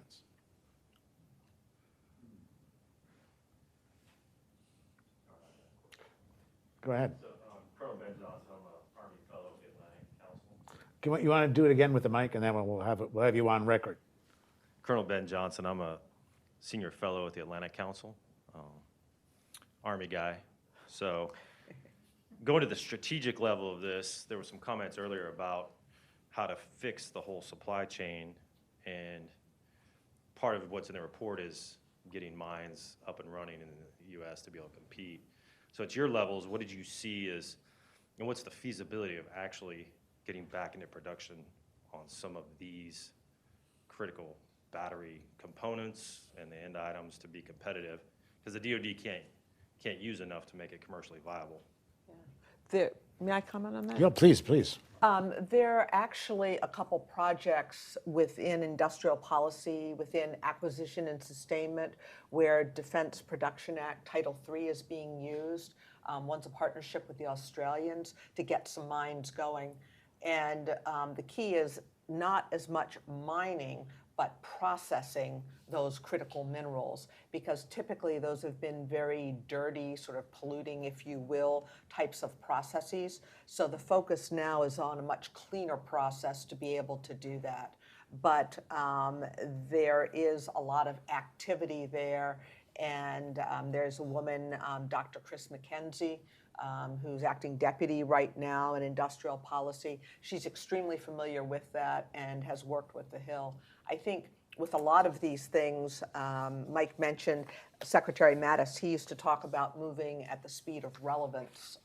We need to move along a little bit more quickly on a lot of these things, because it can appear that we're dabbling a little bit where we're in near peer competition here, and we need to move out very smartly.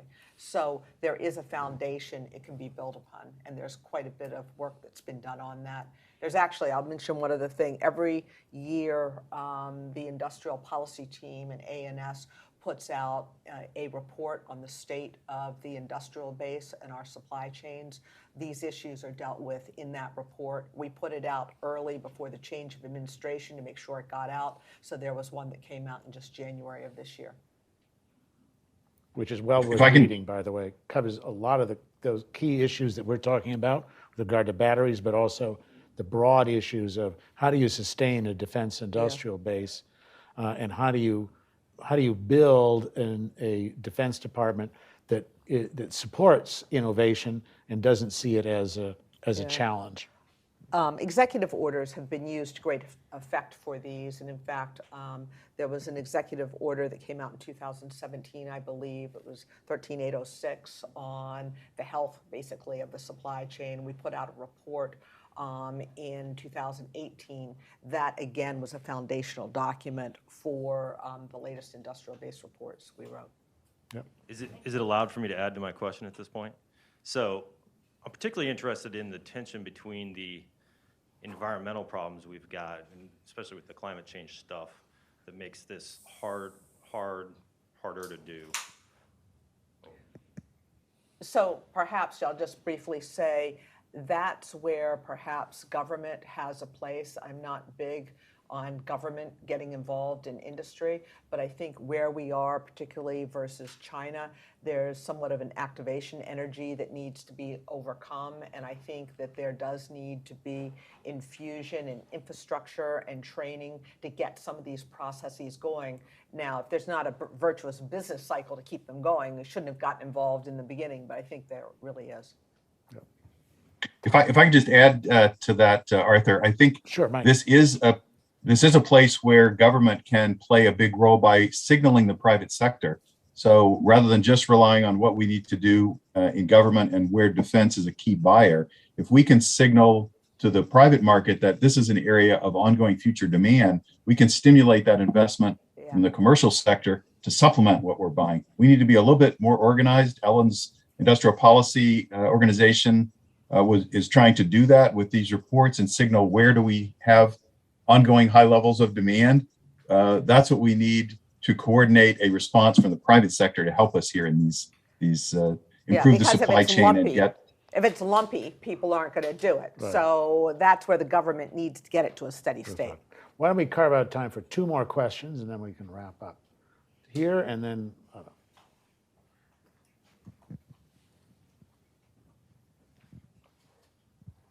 Thanks. I'm Tom Duesterberg from Hudson. I want to pick up on something Undersecretary Lord said, which is the DoD has a board of directors of 535 people. And I worked for 10 years on the Hill and observed that they had many ideas themselves. And in terms of defense procurement, I observed that a certain amount of, Lots of ideas. work came to the state that that my the boss worked for. I also observed that over the course of time, a lot of the research money, and Mike Brown commented on the diminution of the role of defense-related research. It's partly because a lot of that money went to the healthcare sector, and more is going to go into that sector.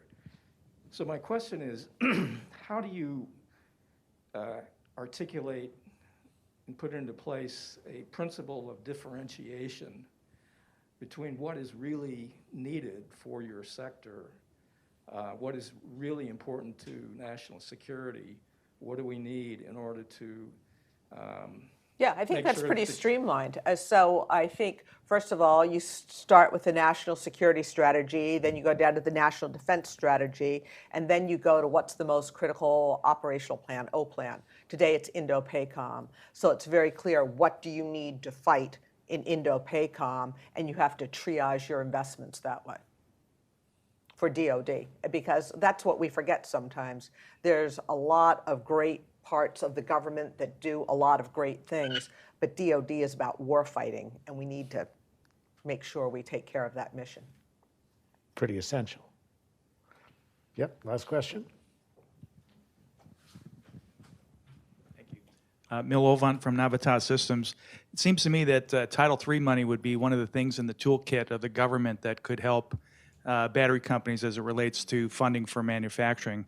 But it seems also that Title III's focus is on things like critical materials and so on. So I don't think batteries are in that list yet. So what would it take to get that to become a priority compared to that current set at Title III?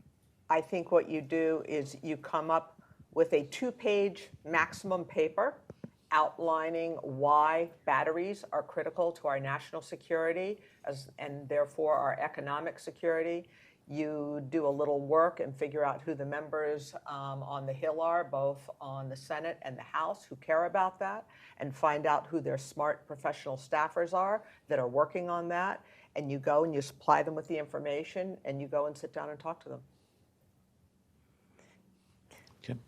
Not really building on that, but building on what Ellen said, I just wanted to flag, I'm not a lobbyist, and this happened after I left XM, but there's this annual report on global competition, so it came out on June 30th, And there's an advisory committee that writes a letter to Congress that's included in that report. And if you pull that advisory committee letter, you'll see one of the recommendations, and the chair at the time of the advisory committee was former Congressman Steve Pierce of New Mexico, a recommendation to change the law to allow Exim to finance national security exports.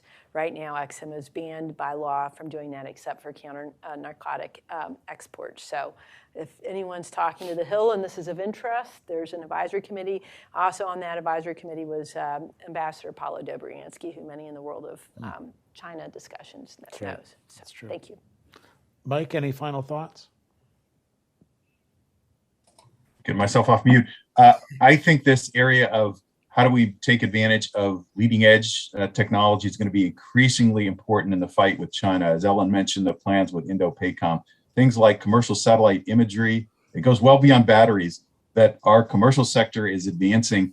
We need today, or we're going to be at a tremendous disadvantage relative to adversaries, which are focused on how do we take advantage of the commercial sector. China has the civil military fusion strategy. We need to make sure we're doubling down. We don't have the same coercive tools, nor am I asking for those, but we need to make sure we're really leveraging the tremendous innovation in this country to help the Defense Department in that competition with China. And we have a lot of work to do. We need to, as Ellen said, we've got to turn up the sense of urgency on this.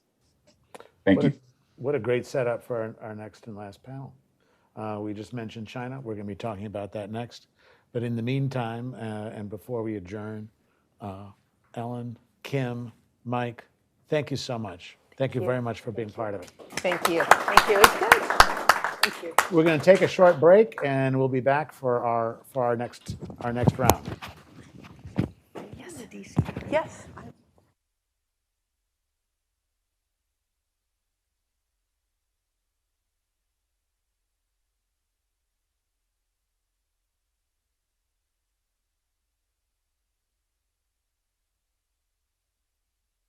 We're going to take a short break, and we'll be back for our next. Hey, Mike.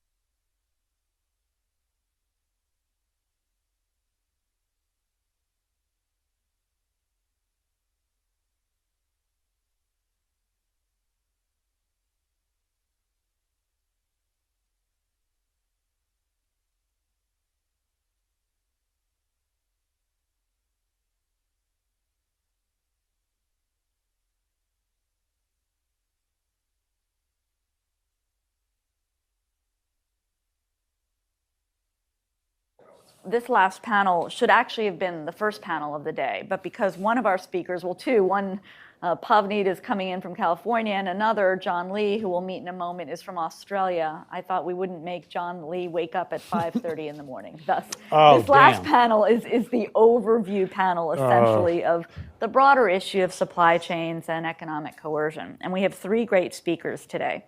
I'm going to start with Dr. Anthony Vinci to my left. Anthony is a managing director at a private equity fund, and he's an adjunct senior fellow at CNAS, the Center for New American Security, and there he's in the Technology and National Security Program. Prior to that, in his previous life, one of many, he served as the Chief Technology Officer and Associate Director for Capabilities at the National Geospatial Intelligence Agency. We have Pavneet Singh also above me here. He's a non-resident fellow at the Brookings Institution. His current work focuses on the nexus of emerging technology, national security, and broader geopolitics.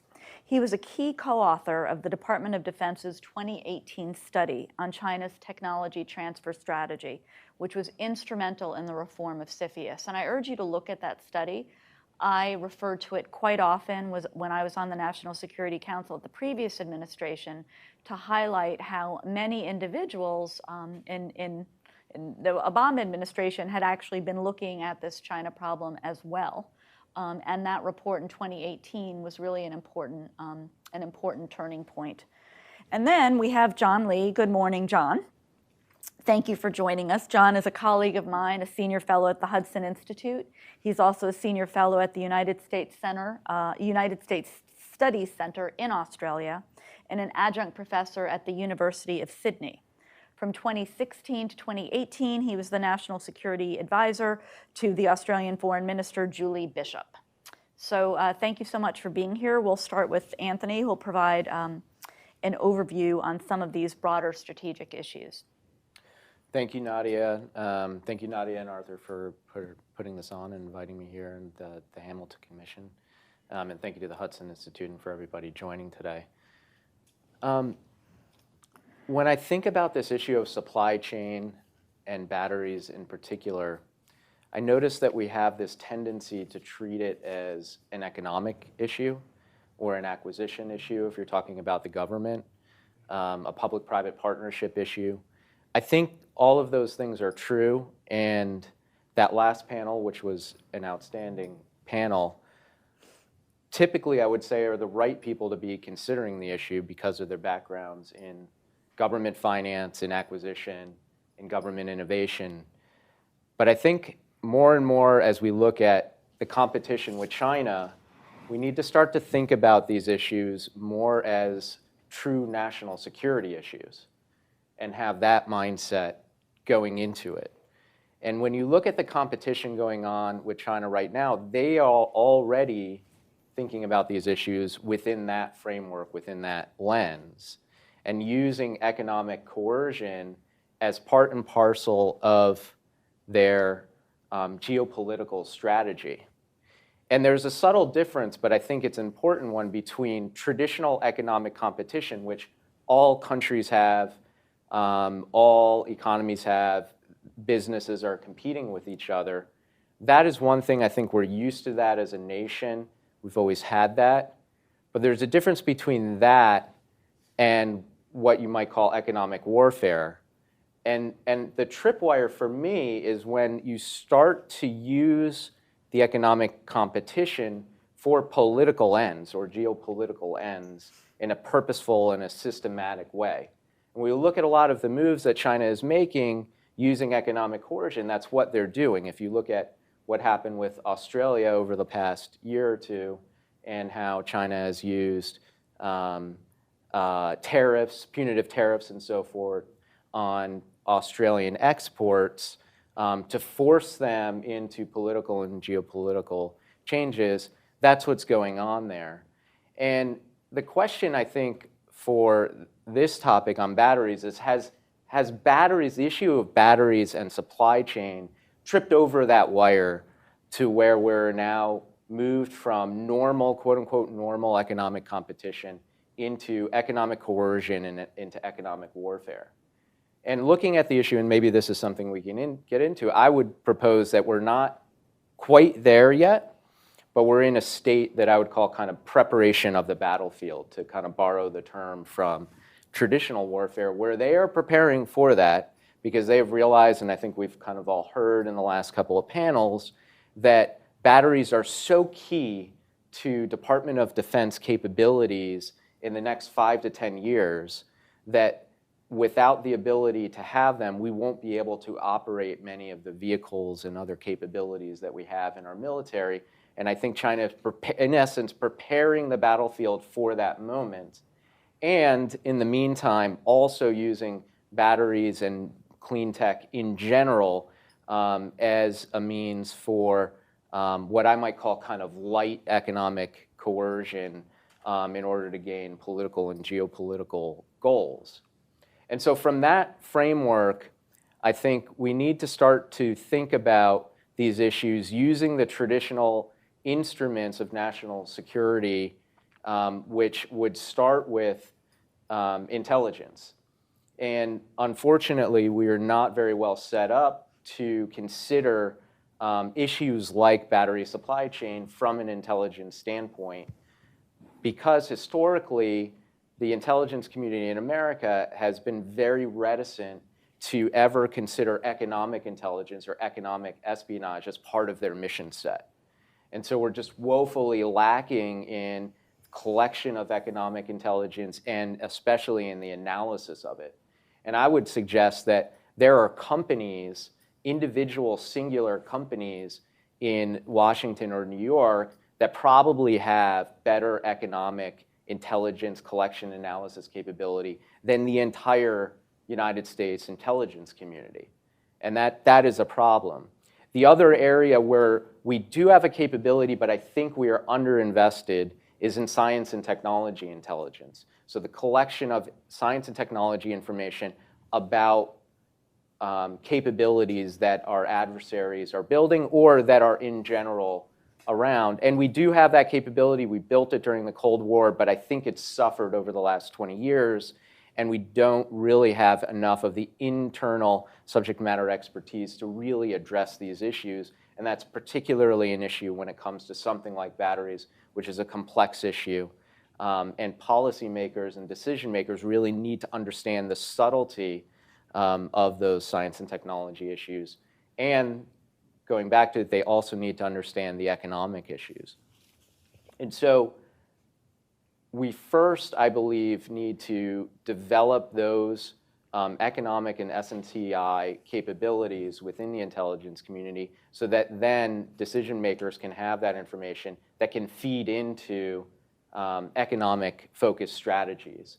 And then from there, we can actually get into the business of defense, effectively defense, and I use that term in the kind of literal Pentagon sense of defense, and to even start to think about the economic area as a domain of warfare, as an area more, not like air or water, but more like cyber, where competition happens and where the stakes are about what's happening there, and where we have offensive and defensive capabilities, of course, that exist side by side with a general economic strategy for the nation.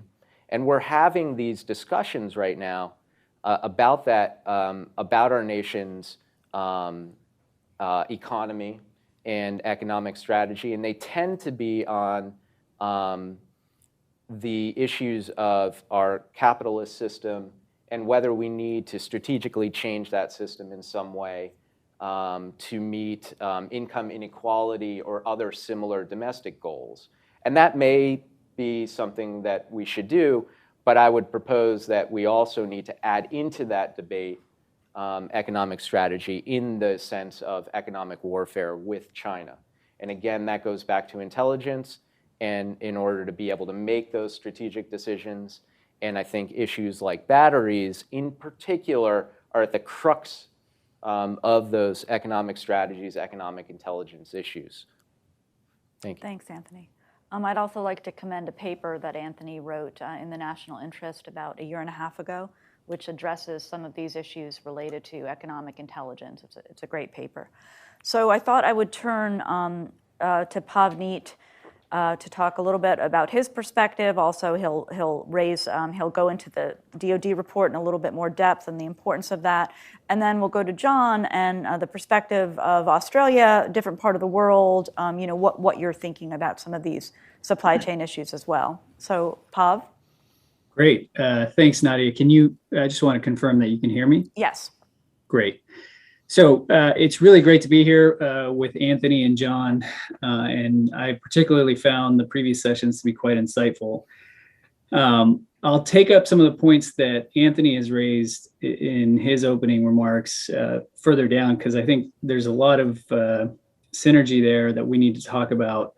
But let me start by saying I don't think any of us can go even 5 minutes without hearing about supply chains, whether it's the president and the administration focusing on shortages in semiconductors or examining the vulnerabilities in the pharmaceutical and healthcare supply chain to the recent spike in prices of consumer goods. I mean, I have to confess, I'm starting to get anxious about whether I'm going to be able to order and receive the Lego sets that my son is so eager to build over the holidays.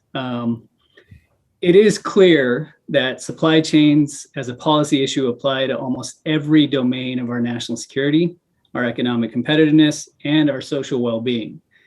And as the news of this week demonstrates in the US, the role of the government has historically been limited. And not unlike other facets of our economy, the government often has deferred the development, the maintenance, and the growth of the supply chains to the private sector. I'd like to focus my opening here on the supply chain in emerging technologies. And I will say that if the bottlenecks in the PPE and pharma sector were an eye-opener before, it really should not come as a surprise that we don't have a systemic view of how secure, robust, and resilient our supply chain in coming technologies such as AI, synthetic biology, cyber, space, fintech, or autonomous systems really is. And I think that's consistent with what Anthony is saying. Part of this is by design. The US maintains, for the most part, a free and open trade and investment regime. This encourages the exchange of knowledge and information, capital, goods, services, and importantly, embraces immigrants from all walks of life. From a technological perspective, this alchemy led the world in innovations, among other things, information technology, the personal computing revolution, mobile communications, the growth of the internet and applications that were derived from its ubiquity. But these are also contributing to advances in energy and natural gas, drug discovery, and development. But as your previous panel members described, and I think Anthony has alluded to, the US and nor its allies, they no longer have a monopoly over technology preeminence. And this is particularly the case when it comes to dual use technologies and technologies with horizontal applications, such as AI, machine learning, cyber, and even for those things that are thus far unknown, such as the applications in quantum computing. And as is the focus of our panel, China is heavily invested in the emerging technology supply chain here in the United States, throughout Europe, and throughout Asia. I'm going to take a moment here to kind of provide some highlights. Chinese venture investment, we thought, hit a previous high water mark in 2015 in the United States.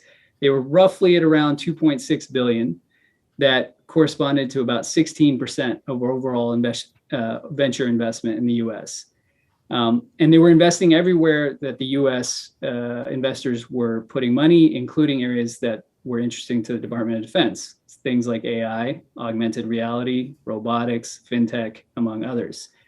The Rhodium Group has been tracking Chinese investment for several years now. And basically what they've pointed to is, even though there has been a dramatic fall in overall Chinese FDI, whether it's in real estate or movie theaters or things like that, basically falling from roughly 49 billion to 8 billion in 2018, an 83% fall. The money going into the startup technology ecosystem has remained relatively constant, if not increased. If you look at the numbers in 2018, it was roughly 4.5 billion, and that represented a 109% increase from 2017. So when we get to the topic of coercion, particularly in the emerging technology supply chain and, and the vectors of venture capital financing and others, it takes many forms. In the software-based technologies, I think it's pretty well documented that companies receiving financing from Chinese venture funds, they're strongly encouraged to set up shop in China as well. And part of this actually makes sense for these companies, right? China has a large consumer market, and a company that is building a AI-based platform or something like that is going to benefit from the wealth of data that they have. And that's like the fuel for much of these technologies. But as a condition for doing business in China, the playbook requires that these companies transfer IP, set up a joint venture, or cede ultimate ownership of their company. Another avenue of influence is through the dollars that flow through the venture capital firms themselves. Venture capital firms have a unique structure, the general partner, limited partner structure, and the LPs, as they're known, limited partners, are traditionally often silent partners who invest their money, do not have access to deal flow, proprietary information, pitch decks, et cetera. They just get information on whether they're making a return on their investment or not. But today, we are seeing, and I interact with general partners at various investment firms, we're seeing that LPs who are writing big checks into investment funds are requesting alterations to the LP agreements, and they're asking for unfettered access to confidential information, things like the proprietary data IP around the technology that's presenting in the pitch decks and so on. This is a dramatic change in the VC model and actually presents a real vulnerability because there's no real oversight in this form of technology transfer. And of course, it's a condition for receiving a big check to then become an investment firm. Lastly, let me highlight the role that China plays in funding, commercializing, and maturing hardware-based technologies, where I think batteries is highly represented in this space, but advanced materials and other very capital-intensive industries.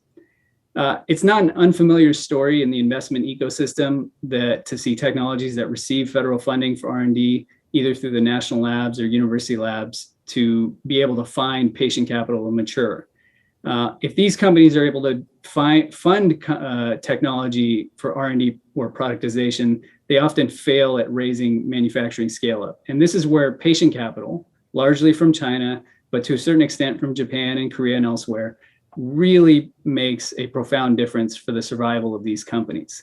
So again, there's leverage that's being applied in these early stage investment ecosystem on critical hardware-based emerging technologies. Let me close. I know I'm running a little in excess of time, but let me just close by saying another way to think about coercion is to think about curing your dependency. There is no shortage of capital in the US emerging technology environment. I mean, in fact, the numbers that came out for 2021 through 3 quarters is already in excess of 2020 and 2019. I mean, the funding rounds are blowing records out of the water. I think what we need to do, getting to Anthony's point, is really think about shifting the incentives. And we can do that through, coordinating government tools, whether it's knowledge about the structure of the industries, whether it's the use of tax policy. We talked about the Defense Production Act in the previous panel, but how do you mobilize non-dilutive capital to reduce risk? There's a variety of things that we can do, from trade to tax to procurement, that if they are coordinated in the right way, will shift incentives for investors and really put our emerging technology supply chain on solid footing. So why don't I stop there and turn it back to you, Nadia. Thanks so much, Pav. I'm going to turn to John, but just quickly then, do you think it's fair to say that supply chain shifts fundamentally won't happen until we start seeing capital shifting? I would say the role of capital is a very strong indicator, a leading indicator of how you're going to start to see supply chain shift. Until people can realize that they can have a return here domestically, And that will require the shifting of incentives. It doesn't matter how much bully pulpit, the administration and government uses, there's still a financial return that most investors are looking for. And if that exists in China, that's where they're going to go. Thanks, Pav. And last but not least, John, thanks so much for your patience and for waking up early to be with us. Thank you. Thanks, Nadia. Thanks for having me, and thank you for letting me stuff around with your schedule to accommodate me. I guess to frame how Australia thinks about supply chains and Chinese economic coercion, and we've spoken a lot about this, certainly in the time when I was in government and in the last 2 years where Australia has been feeling the brunt of these Chinese actions. Let me just begin by talking about how I think we think about what China's trying to achieve, essentially what the PRC's vision of success in doing what it's doing looks like. And essentially the CP wants this. It comes down to three things. One, it wants the capacity to coerce, and that's not just through material means, but importantly, the demonstration of superior resolve over other countries and governments. Two, it wants the capacity to offer material incentives and inducements to particularly smaller nations to gain this submission. And this is done bilaterally or through multilateral or regimes such as the BRI. And third, it wants to attain not just legitimacy, but it wants tribute and acceptance of its alleged superiority. And it does that through dominating regional and institutional norms and standards. Now, to achieve all these things, Beijing needs to do, I think, another three things. It needs to maintain the viability and robustness of its political economy and its economic approach and spread that political economic approach and values throughout the region. Two, in a strategic space, it needs to continually shrink the military, economic, political, and normative ground in a region on which the US can sustain and build its power. And three, it needs greater reliance on the Chinese supply and markets and eventually technology. And this is really the supply chain part. The idea is to normalize Chinese behavior, including coercion, and to cause nations to accept and internalize Beijing's objectives and actions. And this would allow Beijing a direct say over our foreign and domestic policies. So if you consider the Australian example in the last 2 years, quite remarkably, the Chinese embassy in November last year released a dossier of 14 grievances to justify the economic coercion against Australia, which is actually quite unusual because normally Beijing tries to maintain some kind of plausible deniability when it coerces countries economically. And if you look at the 14 points, 9 of them concern Australian domestic policies. They weren't about our foreign policies, they were about our domestic policies. So it gives you an idea of the extent to which China wants a say in the decision-making in regional countries. Let me just spend a couple of minutes talking a bit about Chinese economic coercion. The obvious question is, what does China seek? What does it want to achieve besides the obvious? And it's not necessarily about bringing a country like Australia to its knees, because it probably can't really do that. It's actually more a political and psychological ploy, concerned with creating division within that country, such that coerced firms and individuals pressure their governments to change their policies in ways that better suit Chinese interests. So in other words, it's really about weakening the will and resolve of governments to oppose Chinese policies. Now, Australia's been through this for the last couple of years, as I said. So how effective has China been? Well, generally speaking, with economic coercion, China does it because often it's extremely effective. But there are a couple of factors involved which the Australian experience brings out and which gives hope to some countries. I would say, generally speaking, the more advanced and resilient that economy, the easier it is for that economy to find other sources of capital and new markets. So, for example, if you look at the record of Chinese coercion, it's been structurally easier for Australia or Japan or Singapore to resist Chinese coercion compared to the Philippines or Malaysia. Second, it's clear that political institutions do matter. Liberal democratic countries are far more difficult to coerce if the public's view of China is hardening, as it certainly is in Australia and many other parts around the world. In contrast, elites, as we know, tend to serve their own narrower interests in non-democratic countries, and that means they're far more susceptible to being seduced or threatened by Chinese largesse, and they're far more likely to be nervous about the withdrawal of that Chinese economic largesse and opportunity. Elites in non-democratic countries therefore tend to submit to Chinese coercion because it is in their personal or regime's interest to do so, even if their populations don't particularly trust or like the PRC. And you see examples of that all around my region, for example, Cambodia or Laos or Myanmar. Third, a lot obviously depends on what China is actually demanding from you as to whether you submit. Now, if China is just demanding that you don't speak about Uyghurs in Xinjiang, or that you don't meet the Dalai Lama, or that you remain quiet about the South China Sea if you're not a claimant, then countries are far more likely to bend to that coercion. But if China is trying to demand an influence or even veto over the sovereign decision-making capacity of your country, as it has done with Australia, then obviously the preparedness of that country to absorb the cost of coercion is far greater, making it less likely to work. Finally, how do we reduce Chinese leverage and coercion, which is really the really important question?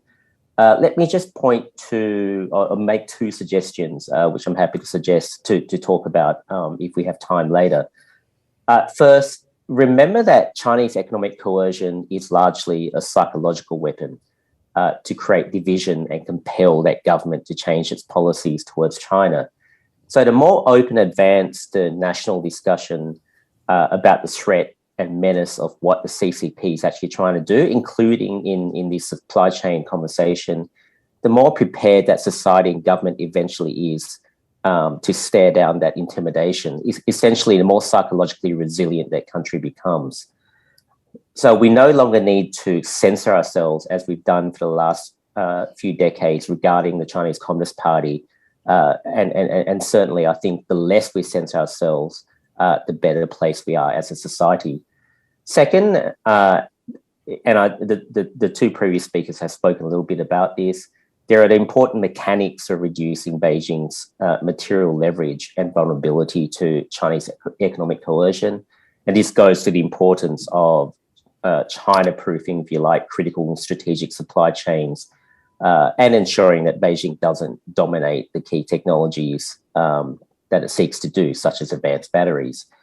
Finally, I would add that discussion of supply chains, especially with regard to advanced technologies, tend to focus on creating friendly and secure ecosystems with advanced economies. I know the Quad speaks about that. AUKUS, the agreement the UK and the US and Australia signed, is certainly a military manifestation of that.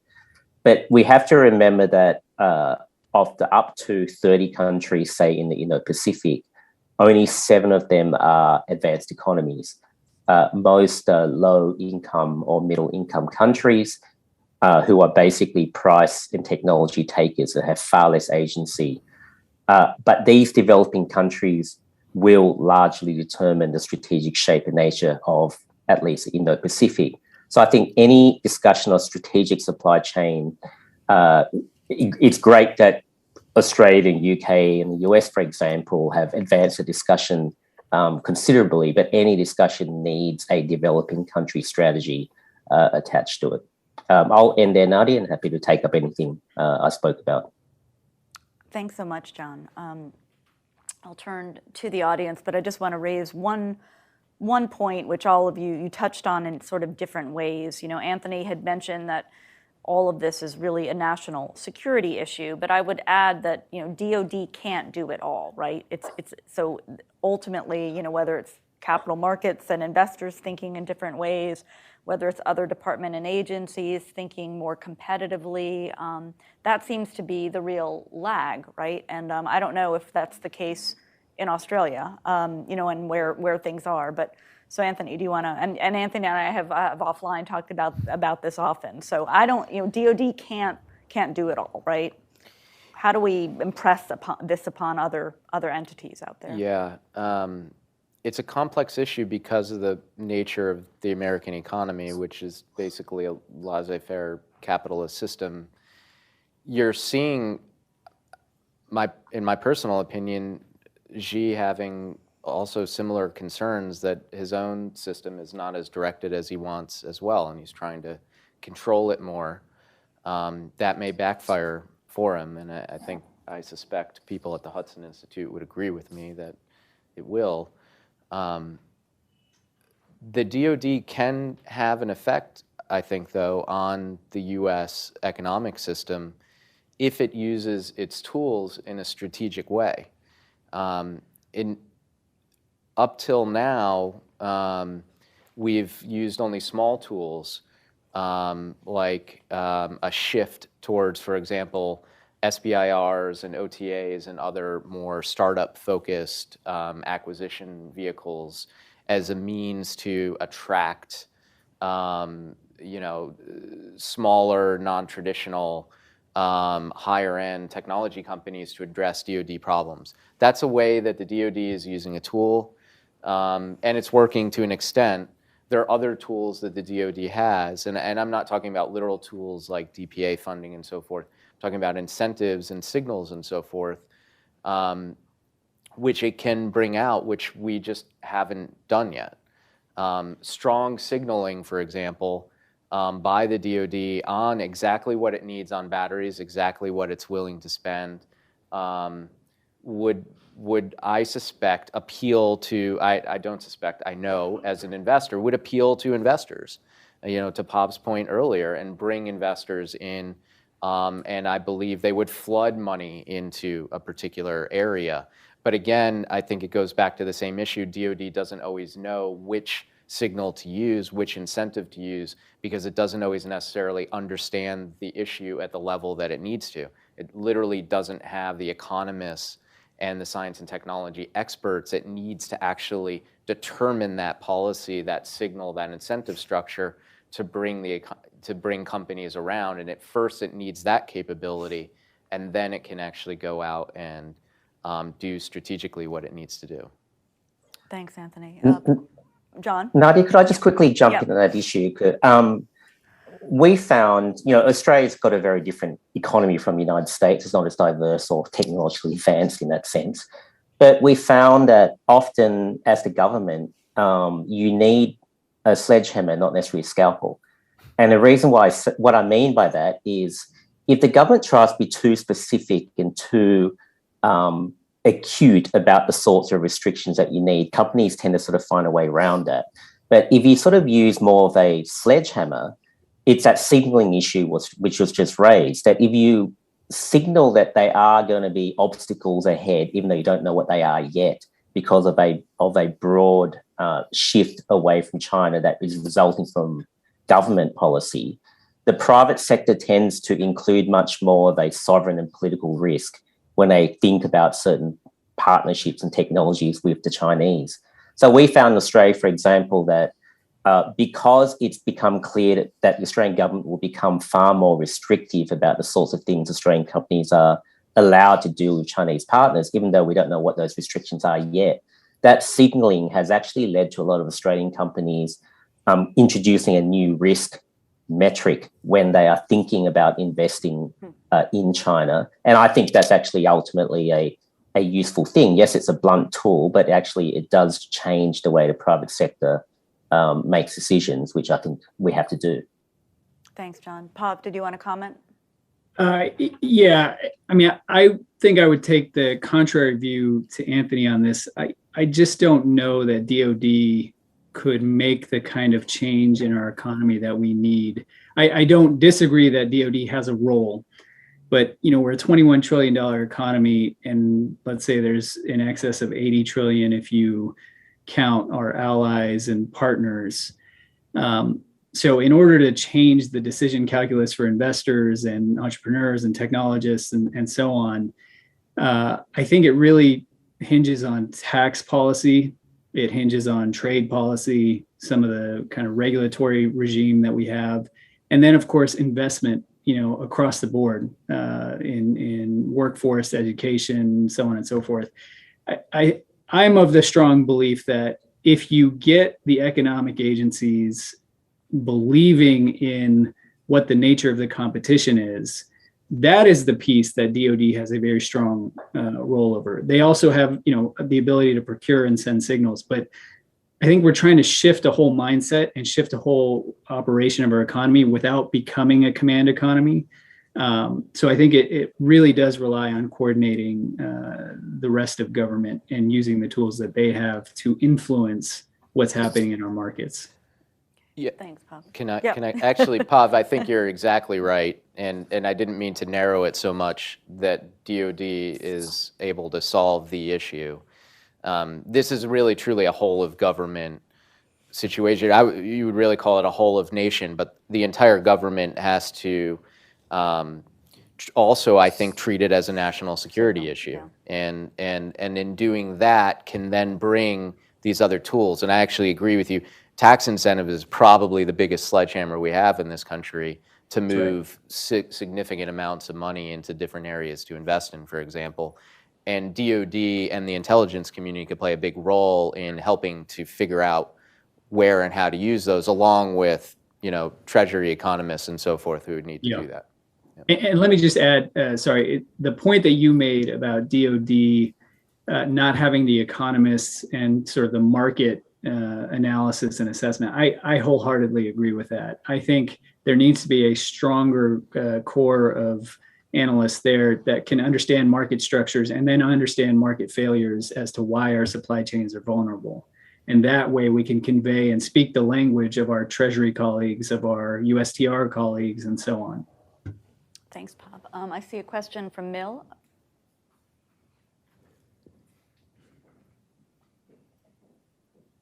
Mill Oban from Navitas Systems.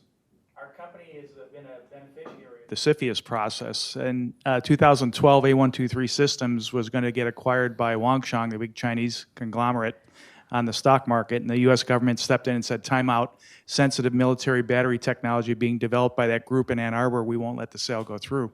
So our founder, Alan Al-Shafi, acquired the Government Solutions Group of A123 Systems in bankruptcy a few months later. So we got U.S. scientists and battery engineers under a U.S. headquartered roof to this day. So I guess I'd like to have Pav address this. What you said about venture investors and the Chinese investments in young startups, to me sounds like a threat. And I'm wondering if some sort of CFIUS level scrutiny or kind of restrictions on Chinese investments in U.S.-based advanced battery companies should be considered.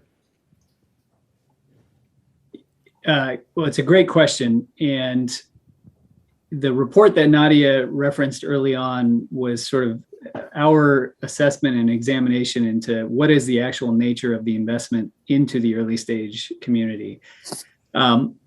It is a fine line to identify all forms of Chinese money as a risk. I mean, I don't think our government is yet at a position to make the distinction, and they should figure out how do they demarcate what is money that is used to fuel entrepreneurship and innovation, and then what is money that is being used and tied, let's say, back to the military civil fusion, strategy and the PRC's industrial policies and so on and so forth. But I will say that on the question of where our regulatory policy is today, the Committee on Foreign Investment was updated through the FIRMA Act. I think it was 2018. But basically that allows CFIUS to look at any investment into the startup technology world. It doesn't have to be 51% ownership. It can be a minority position, a 2% position, a 5% position.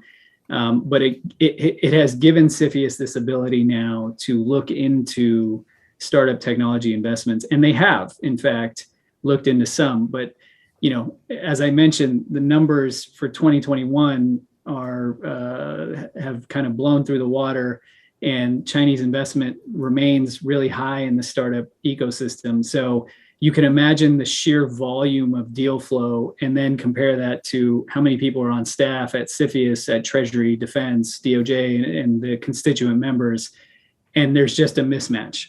So I think the sentiment of your question is probably right, but we have to make sure that, we're in agreement, which we are not currently across the government, I think, on what is good and what is bad. So I think there's more work that needs to be done there. And I'll put Anthony on the spot because I know, Anthony, you've thought about this a lot, about CFIUS-like approaches toward different types of investments. Yeah, look, I think China already protects its economy from external threats like us by limiting investment from the US and doing things like forcing percentage-based control of companies. And if you look at what happened with AMD recently and their China subsidiary, they're then taking it a step further, I would suggest, and using that to control these companies. So that's the level of the playing field they're on, and we're just not playing at that level. And I don't think it infringes particularly upon our economic well-being to institute more controls like that, when I believe that they're being protective to US companies to ensure that they're not ultimately either going to be taken over, as AMD essentially is within China, or out-competed by Chinese companies that have Chinese government backing. So really increasing CFIUS-like capabilities to look at essentially all investments and in many fields, I think would be net beneficial, not just to national security, but probably to US companies in general. So we're almost at time, but I did get several questions from the remote audience related to allies and partners. So just ask, and maybe just quickly give me quick answers to this. But is it hopeless to develop formal mechanisms of cooperation with allies and partners? That's my editorializing, by the way. So we know that we need cooperation, but is the best that we can hope for the Australians do it in line with us, the specific European countries, or do we need these formal mechanisms of cooperation for this to work, which happen to take a lot of time? So I'll go to John first, and just a quick answer to that before we wrap. I think certainly for the most advanced and serious technologies, our experience is you do need formal mechanisms, and it's far easier to do that with countries who are already your allies than not. So that's why I raised the developing country challenge. But certainly for the advanced technologies of military applications, I do think you need formal mechanisms. Okay, thanks. Pav? I agree that formal mechanisms are important. I don't know that any of the existing formal mechanisms that we have in place today are the right ones. But I will say that if you want to compete in technology, especially in some of these emerging technologies, you need a large market to sell into, you need data, you need access to financial capital. And so you need to find, and you need strong R&D STEM talent. So you need to find the right formulation that gives you a trade, investment, R&D, and user combination. And so I think it is worth trying to find those, but I just don't know that they exist today in the existing setup that we have. And Anthony? I'm sort of intrigued by the AUKUS agreement and whether that could be a model in economic areas as well, and leading with an action and a less formal program. And AUKUS, I would suggest, is probably modeled off of Five Eyes in that sense, and that could be a model. So a sort of semi-formal approach to this, in which there is a very specific action and offer up front that then leads to a trailing effect of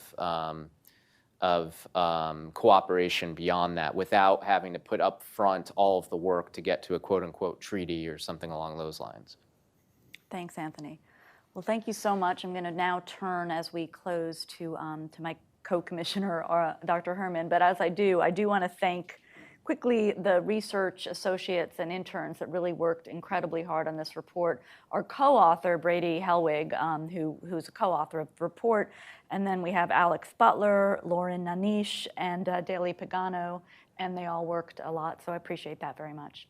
Thank you.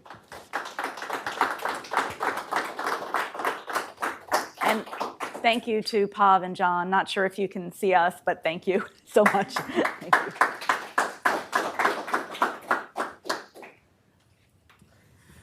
Well, I'm going to keep my closing remarks very simple and very short. First of all, I want to thank all of our panelists for a splendid discussion about so many different aspects, not just of battery technology and the subject of our report, but also for the larger considerations and larger dimensions of the problems that arise with the technology such as advanced batteries and the way in which this reflects on both economic and national security. I'm going to give him one more hand for having done a marvelous job. And thank you also, Nadia, for chairing two of our two panels. As you read this report, you're going to bump into this phrase time and again, which is strategic lens. The need to have a strategic lens on the problems and issues that arise with regard to a technology like batteries. And that's why we created the Hamilton Commission in the first place, was to have a body, a panel of experts who could give us a wider strategic lens when we look at key issues and problems relating to advanced technologies, to economic competition, to the ways in which our own government agencies interact and work with each other. And I think when we think about the three panels that we've seen, we can really see how that strategic lens in action with our discussions. I mean, we saw it, for example, with the issue of our first panel on how to get the Department of Defense to really understand the importance of the electrification of distributed systems, of which battery and battery technology is such a crucial part. How do we do that? How do we incentivize that? And that was certainly an important part of our discussion. I must say, from my own point of view, I just don't think that's really going to happen until our military services come to see electrification, the adoption of electric battery and electric vehicles, not just as a compliance with directives and regulations, but as something that gives them decisive strategic advantage over their adversaries. We're not there yet, but that's a task and that's a mission that's waiting for a thinker, for someone to step forward and to present. Then the second panel, when we talked about how to promote innovation as a national security issue, not just as a matter of economic competition, and that this is a problem that can be addressed not just through the Department of Defense, but throughout the federal government. It requires an all-of-government effort. And I would stress also how important the issue of a national export policy can be, and how agencies like the Ex-Im Bank can achieve that kind of direction for thinking strategically about innovation as part of our competition with our key adversary, namely China. And then our last panel, which I don't know if for you, but I found particularly chilling discussion. I wonder even if our audience understands just how disquieting some of the discussion was and the issues that were raised here with regard to our competition with China, a term we use and throw around a lot now, but now I think it becomes clear is also an issue that's not just about the strength of our economy or even about protecting national security, but may ultimately be an issue about national survival. That the issue of economic warfare is not something that lies in the horizon, but we're in it. We're engaged in it.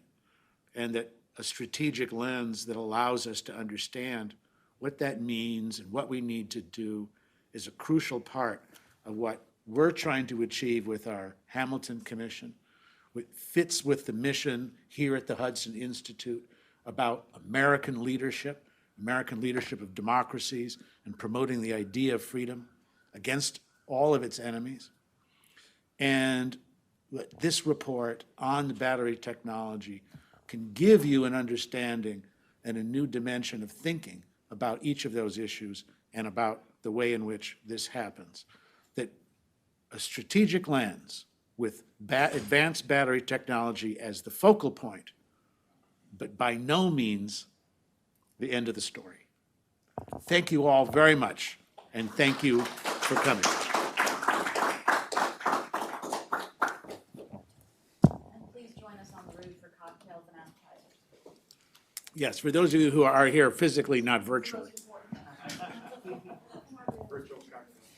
Virtual cocktails is another matter. We haven't solved that one quite.